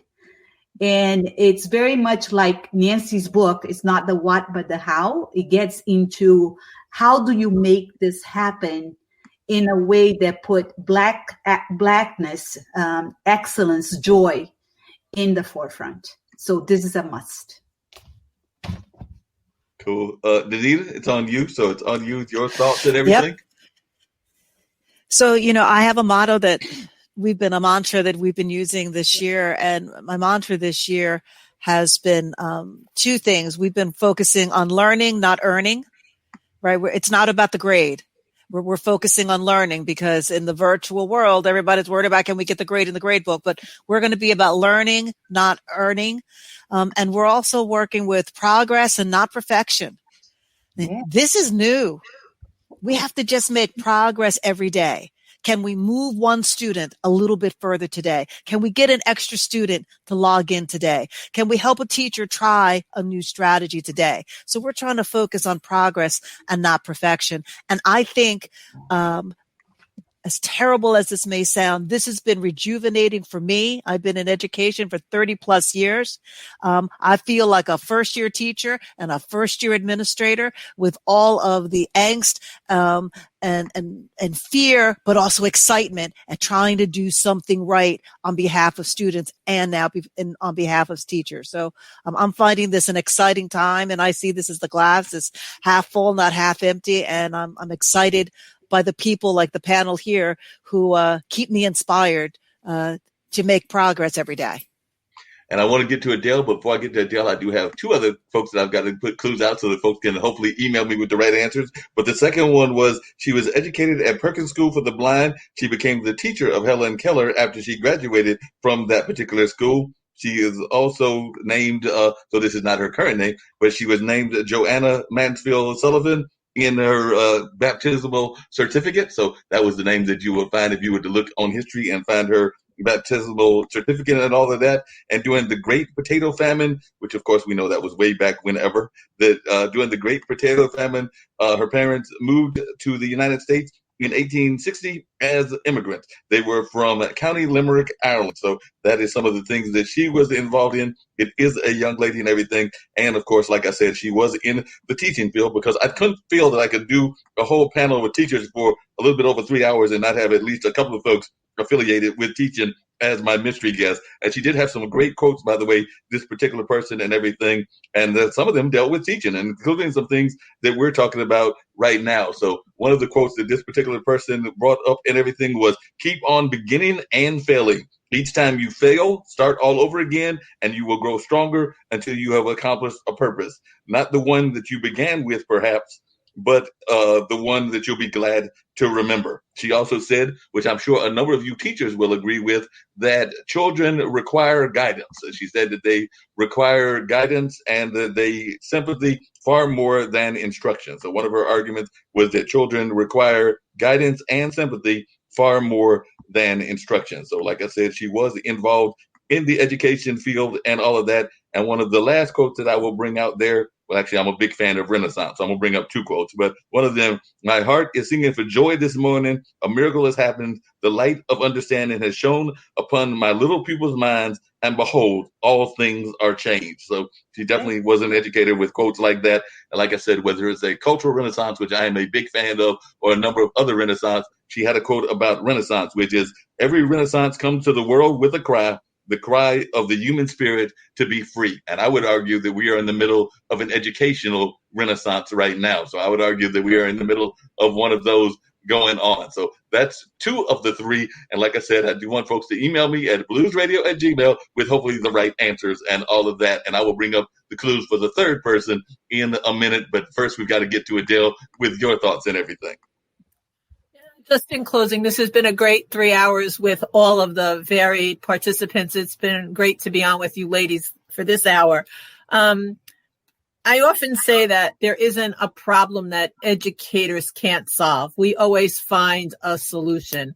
I think in this case, we are finding our way through a problem to some new solutions. Yeah. And again, I agree with Amelia. We do that by not doing it alone. Right? There are always the people who are ahead of the curve, but you find your like partners. And that's how, again, I came to be one of those formers, because we needed some collaboration and finding some other people to work with.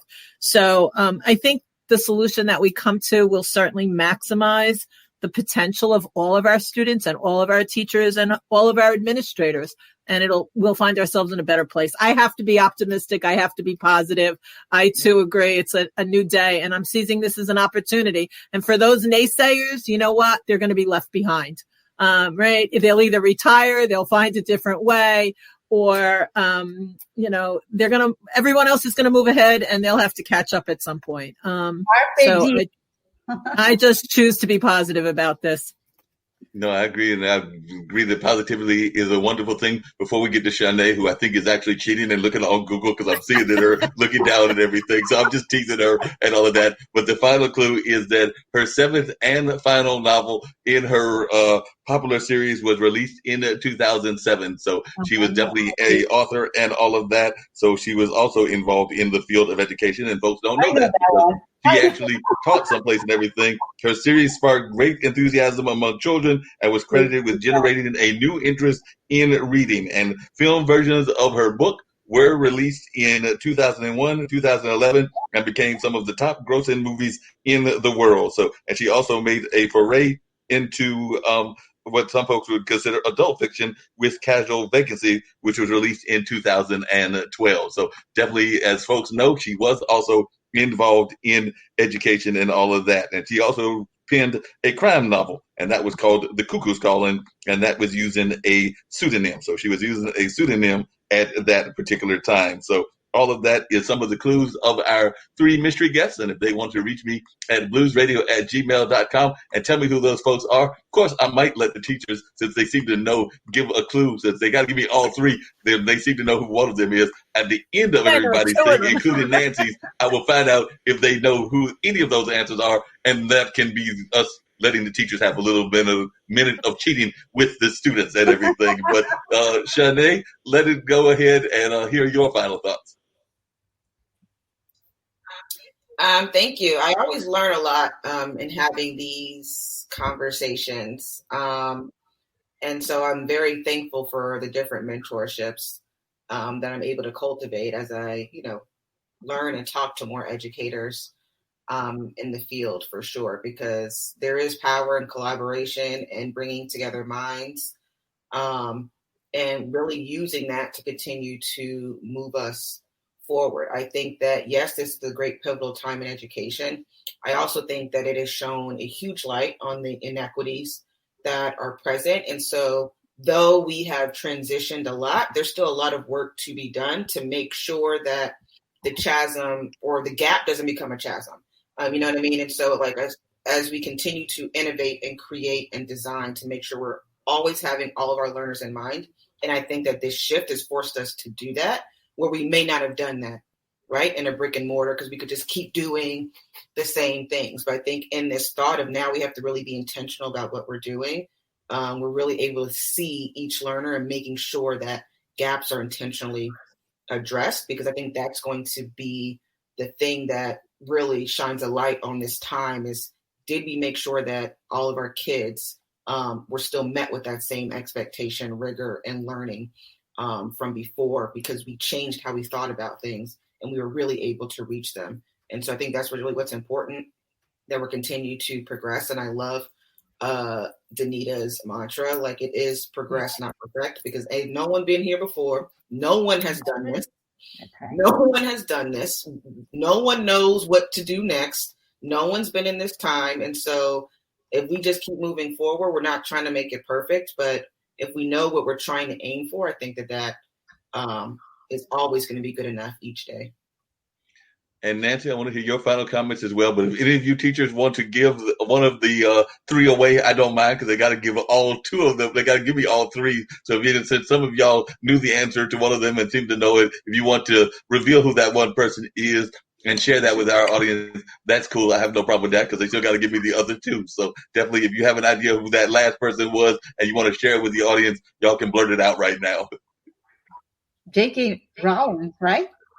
That is correct. That is correct. That is one of the three. Yeah. So they need to figure out who the other two folks are and everything. But yes, that is correct. J.K. Rowling is one of them. But there are two more that they need to figure out as well. So Nancy, it's on you. Who's the weakest link? When I was 5 years old, which was in 1960, so I'm 65. So it's when I was 5 years old, I went to school in Michigan, where kindergarten was compulsory. And I was school phobic. I wouldn't go to school. And I was afraid of school. I was afraid of my teacher. I didn't trust her. She tried to trick me into liking school, and it was really not a good situation. So I refused to go to school. And I have this image in my head, like it was yesterday, of being in my mom's 57 Dodge, where I'm holding on, back in the day when you used to roll down windows, right? I'm holding on to that. She's got my little patent leather shoes out the other side of the car, literally pulling me. And I am holding on to that car. Finally, my father said, if you're not going to go to school, you're going to sit on this couch. And I sat on that couch. I swear it was weeks. It was probably hours, but I would not go to school. So I always tell this when I do keynotes. I use this as an intro, and I say, my father did what any self-respecting father would do, because they called him in and they said, she's going to have to repeat kindergarten. And my father was like, well, she's kind of bright. Like, I really don't think she should repeat kindergarten. And they're like, well, she didn't attend enough days of school. So my dad did what any self-respecting father would do. We moved. And we moved to Massachusetts, where kindergarten wasn't compulsory. And I successfully completed a month of kindergarten. I always upset the kindergarten teachers when I say, so I'm living proof you don't need kindergarten to succeed. But when I got to Massachusetts, that teacher got me to love school and to want to come to school. And I remember I always wanted my mommy in school. And I just said to my mom, you can go home, I'm fine. And I remember thinking at 5 years old, this teacher sees me and is addressing my needs. And at that time I said, I want to be a teacher because I want to make a difference in the lives of other kids the way she did in mine. So what I would say when we think about instructional equity at this time is just make sure you truly see all of your kids, every one of your kids. Yeah. Take the time to, when we talk about synchronous instruction, I'm not a fan of synchronous instruction, live streaming your lessons. I'm a fan of individual conversations with students and small groups of students and getting to know them. I think when it comes to Shanae and I talk a lot, I am extremely blessed to have Shanae as our Director of Educational Equity. And we talk a lot about our 7 lenses of equity and the idea that opportunity isn't enough. You also need access. If a teacher is live streaming a lesson at 10, that's opportunity to learn. But if that student is home taking care of younger siblings, if they're sharing a device and that student can't get on at that time, that student has no access. So I keep saying to teachers, videos. I did a video called the 5-5-5-4 approach is what we teach teachers. It's 5 different types of learning activities, 5 different types of synchronous engagement, 5 different types of videos. And then shout out to Shanae, who added, you also need 4 pair of earrings because you got to have a little dangle. As Shanae said early on in this virtual world, nobody cares about my shoes anymore. Nobody looks at me and says like, oh my God, I love your shoes.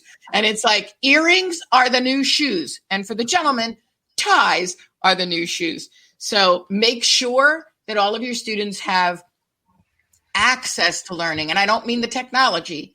I mean that the learning activities are at their level, that they are culturally appropriate for students, that students see themselves in the instructional materials, that we are providing a lot more videos. We started with saying kindergarten teachers need to do their morning message as a video. And we test piloted it on our own kindergarten kids at home. And it was hysterical because the kids are like watching the video of the teacher. They're watching it a couple of times. We had one of them where the teacher is then saying to the students, so what is the weather like out? What does it look like? And she had them go to the window and come back. And the one kid says, it's sunny. And she goes, I can't hear you. And the kid yells, it's sunny. And then he looks at his mother and goes, I know it's a video. But it was like, they were so engaged. And video is equity because I can watch it when I need to, and I can watch it as many times as I need to. So see each one of your students and make sure that you are giving them equitable access to those opportunities to learn. That's my soapbox. It was a great soapbox, a great show. I was glad to have y'all on here once again as we did our online dinner party with the educators for the second time. Looking forward to the next time. And like I said, hopefully we'll be having conversations with Kim and we'll have the breakout show eventually. But before that, we might do another one of these here on the online dinner party and all of that. So definitely anytime that I can engage with teachers and have conversations with teachers, because like I said, that's a vital part of my life. And definitely I have friends that are in the teaching field, whether they're college educators or whether they're grade school teachers. And I've got folks that are doing teaching on that, what I call grassroots level. They're community people that are teaching folks in their community, because I do think that mentors are also very important. And I think it was you, Amelia, that mentioned mentors. And I do think that mentorship is something that is vital in our community, and you can mentor in a lot of ways in our community. And I think that we need to encourage folks to be mentors and do that on a regular basis, whether that's with you teachers in the classroom or even having folks come to their environments in a virtual world, since we're in the virtual world that we're in right now. But I do urge many of our folks to be involved in mentorship, because I feel that too often we're seeing some folks that are getting lost in the cracks because they're not having connection either with the teachers or with the mentors. And I think that that's something that we can work on, is trying to find ways to get folks engaged in mentorship and have them engaged in the education system. So that's my little bit of a soapbox as well, the importance of mentorship. So I'm going to wrap up the show, but it was great having all of y'all here, the 6 of y'all that are here with me right now, as well as the other guests. So I want to thank all of y'all for being on, and who knows, Kim might even be around, and after I end the broadcast, she might pop in and have a conversation with Nancy, because I know she's been listening and everything. So we'll find out if that happens or doesn't happen. But I do want to end the show. We're looking forward to another online dinner party. And by the way, educators, I got to let y'all know, we're going to have one around politics and the youth. So I'm actually talking to a young lady that's running a program with veterans, and she's got some youth that are learning how to be cowboys and cowgirls. I think it's all girl programs. So I think they're all girls, if I remember correctly, but they're in the West Coast. I believe they're either in Colorado or somewhere around that area. And then we're going to have some activists from the youth community, the under 30 community. So we're going to have a whole discussion around the views of what's going on in the world, whether it's the pandemic, whether it's Black Lives Matter, or a number of other things. So if y'all have students that y'all are engaged with, that'll be 2 weeks from today on the 16th. It'll be like this. It'll be a roundtable kind of discussion. So if there are any students that you got that might be great to have in that conversation, I would love them to come on that panel or that's going to take place, because I do find, and a good friend of mine, Zach, has said the same things, that too often we hear from the adults. We don't necessarily hear what the kids are thinking and all of that. So I would love to hear what the kids are actually thinking so we can hear it from their mouths. We don't need to hear the leadership that's talking to them, but I'd like to hear what they're thinking right now from their own mouths. So that's what we're going to do on the 16th. So my invitation to all of the people that have been on the panel, both the 6 of y'all here, as well as the others that were on earlier, is if you know any educators, any students that are in, and well as young folks that are under 30 that would be interested in this kind of panel, I would love to have them on 2 weeks from today on the 16th. So we're going to have that taking place. And the last one that I want to shout out, which has nothing to do with the online dinner party, but on Monday afternoon on my Mullins Music and Memory Show, a good friend of mine, Ronnie Warner, who did that film This Christmas, we actually caught up a couple of days ago. He will be my guest of honor on that show. So folks can learn all about what the Hollywood industry has been like, because he's been involved with everybody from Tiffany Haddish to, he did that movie This Christmas with Chris Rock and Loretta Devine. So he's definitely been plugged into the Hollywood industry and lives out in Los Angeles, around the Hollywood area. So we're going to have a very deep conversation around what Hollywood looks like from his perspective. And he is an African-American director. So I'm looking forward to that. We are longtime friends. So it's been great catching up with him by phone, but to have him on this platform is going to be truly amazing as well. And Mark, we spent so much time talking about education. We failed to talk about Tansy, who traveled with Paul McCartney and Wings. That's right. We did not get to that. That's right. You did not. You traveled with Paul McCartney and Wings. How did you manage to do that? And I'm still trying to figure that out. So if you're going to give our folks a brief introduction, because, they give me a little bit of leeway. So we did have Penelope talk about her connections to ballet, but we did not get to you and Paul McCartney. So I'm going to run over a little bit. Tell me, how the heck did you get with Paul McCartney and Wings? Well, my parents, both of them are musicians. In fact, my entire family are musicians. I'm the only educator. So, but anyway, my father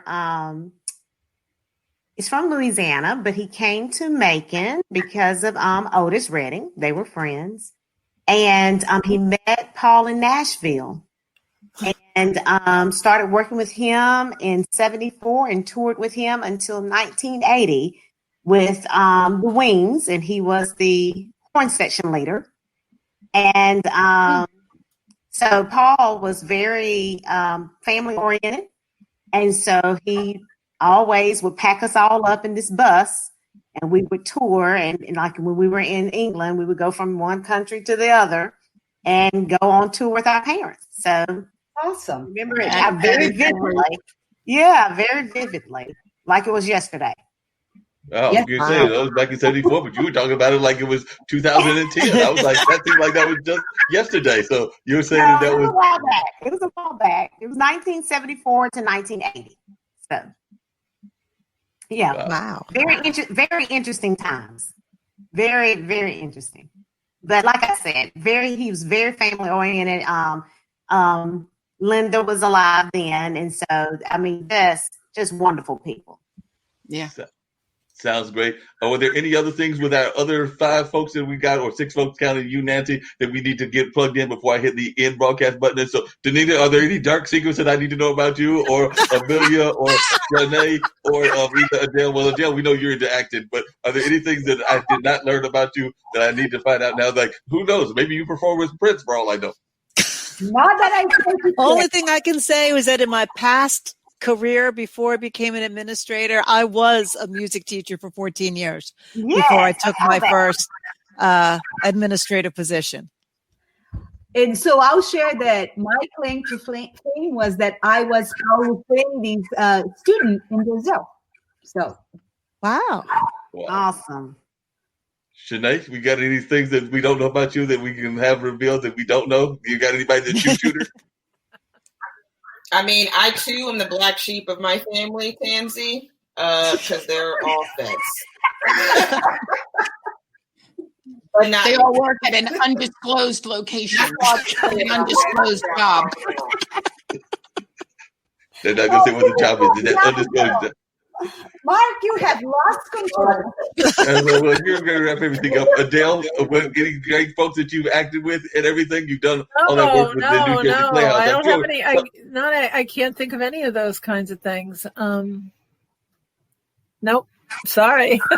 I'll leave it at that. The fact that you're an educator, that's important as well. Nancy, I'm leaving it at you. The last one before I hit that end broadcast. I'm sure there's a secret life that you have that you're not telling everybody, but you can share with the world right now. So Nancy's got you're secretly with the mafia, and they don't know that. Well, an art gallery. I did own an art gallery. Well, back in the day when I was a kid, when I was like, I think I was a teenager. And interestingly enough, I didn't like the music of the Jefferson Airplane. I didn't appreciate it then, although I love it now. And Grace Slick was the singer of the Jefferson Airplane. And then they became the Jefferson Starship. They toned it down a little bit, whatever. Anyway, when they were the Jefferson Airplane, my father came home one day and he said, I met the manager for the Jefferson Airplane. And I told him my daughter writes her own music. And he said, well, why don't you have her write a song for the Jefferson Airplane and I'll see if I can get them to play it. And I said to him, yeah, nah, it's not my kind of music.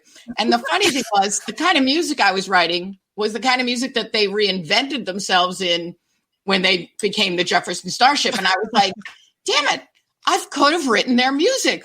So later on, I was also in college. I was a professional singer and I was offered 2 prospects of recording contracts to move out to California. And I said, no, I want to be a teacher. So I always say I have the only mother who wanted me to quit teaching. And, my mother wanted me to quit college and go to California. So I said, I have the only mother who used to say, but my daughter could have been a rock star. And years later, when I had my art gallery, I was walking through a gallery and I saw a picture of the very young Grace Slick in one of her albums. And I'm like, I wonder why they have a picture of Grace Slick there. And I look inside and Grace Slick was inside the gallery. So I went in, introduced myself, met her, told her my funny story that I never wrote a song for her and bought her art. So those are my musical that's a great story. Like I said, I don't have anything like that. I did think about being a meteorologist before getting involved in activism and radio and a number of other things that I'm involved in. But as a kid, I did think that I wanted to be a meteorologist. And the thing that I thought was that you were going to have to be involved. This is one of those cases where education didn't quite work because I was thinking that I was going to have to take science courses, including like dissecting a frog and other things. I wasn't thinking of the difference between earth science and animal science and the fact that I might be able to avoid that. So that's why I didn't become a meteorologist. Because the first time that I went to dissect something and I saw the blood, I was like, nope, that's science. That's what that's about. I'm not going to be a meteorologist. So that was my claim to fame that I avoided. I could have been your local weatherman or something like that, telling y'all where the hurricane was coming and all of that. But because of my aversion to science, I stayed away from it. And the last thing I'm going to say, it's actually not about me, but it's about one of our producers on the International Broadcast Media Network. But Jeff Eachin does a show where he's talking about, it's called Weed Wednesday, and yes, it is about that substances you teachers don't want in your classroom. But part of what he does is he talks about trying to get folks out of prison for doing nonviolent offenses and things of that nature. So that's really what the focus of the show is about, not so much what that drug is about and things of that nature. But his sister, who we're hoping that he'll come on one of our shows, maybe his show or something like that, she is a world famous. He's actually a famous producer and done stuff in the music industry. He even did some stuff with like some of the early rappers and all of that. But there used to be this very popular TV show called Cheers. His sister was the creator of that. Oh, wow. Jeff Eachin's sister was one of our producers. His sister was the creator of that particular show. Well done.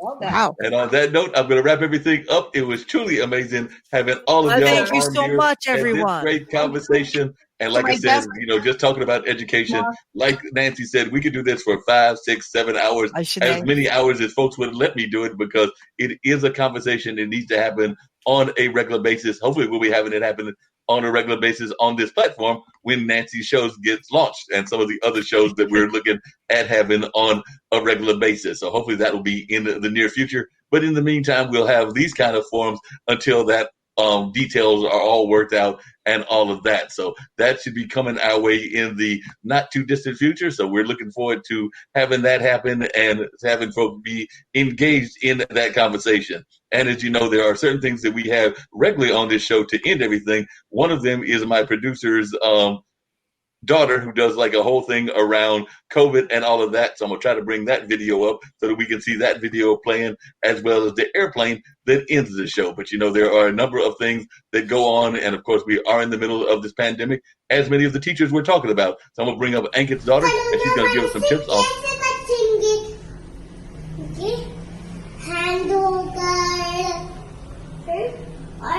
और ऐसे अपने खांसी जब आएगी तो ऐसे करेंगे अच्छू अच्छू और कोरोना वायरस को धन्यवाद हमारा म्यूजिक सुनने का। She's so amazing. We love her when she comes in and everything. And on that note, we're going to wrap it all up. And I hope that y'all had a thorough good time. And I look forward to seeing and talking to all of my new friends. As Shanae knows, if you haven't been contacted by me on LinkedIn, you will be, because I'm oftentimes reaching out and making new friends and all of that. So I'll be reaching out to Amelia and Danita and joining and having conversations with them even offline, so that we can build this new friendship that we have created. Don't worry, Tansy, you as well. And of course, I think I've already reached out to Adele, but if I haven't, I will be very shortly. And I know I reached out to you, Nancy, even though we've done this twice. I reached out to you yesterday. So look at your page, and hopefully you've already clicked yes, and we've gone from second degree to first degree. All right. All right. Thank you, Marc. Thanks, guys. I love you all. Love Thank all. you, Nancy. Thank you. Good night.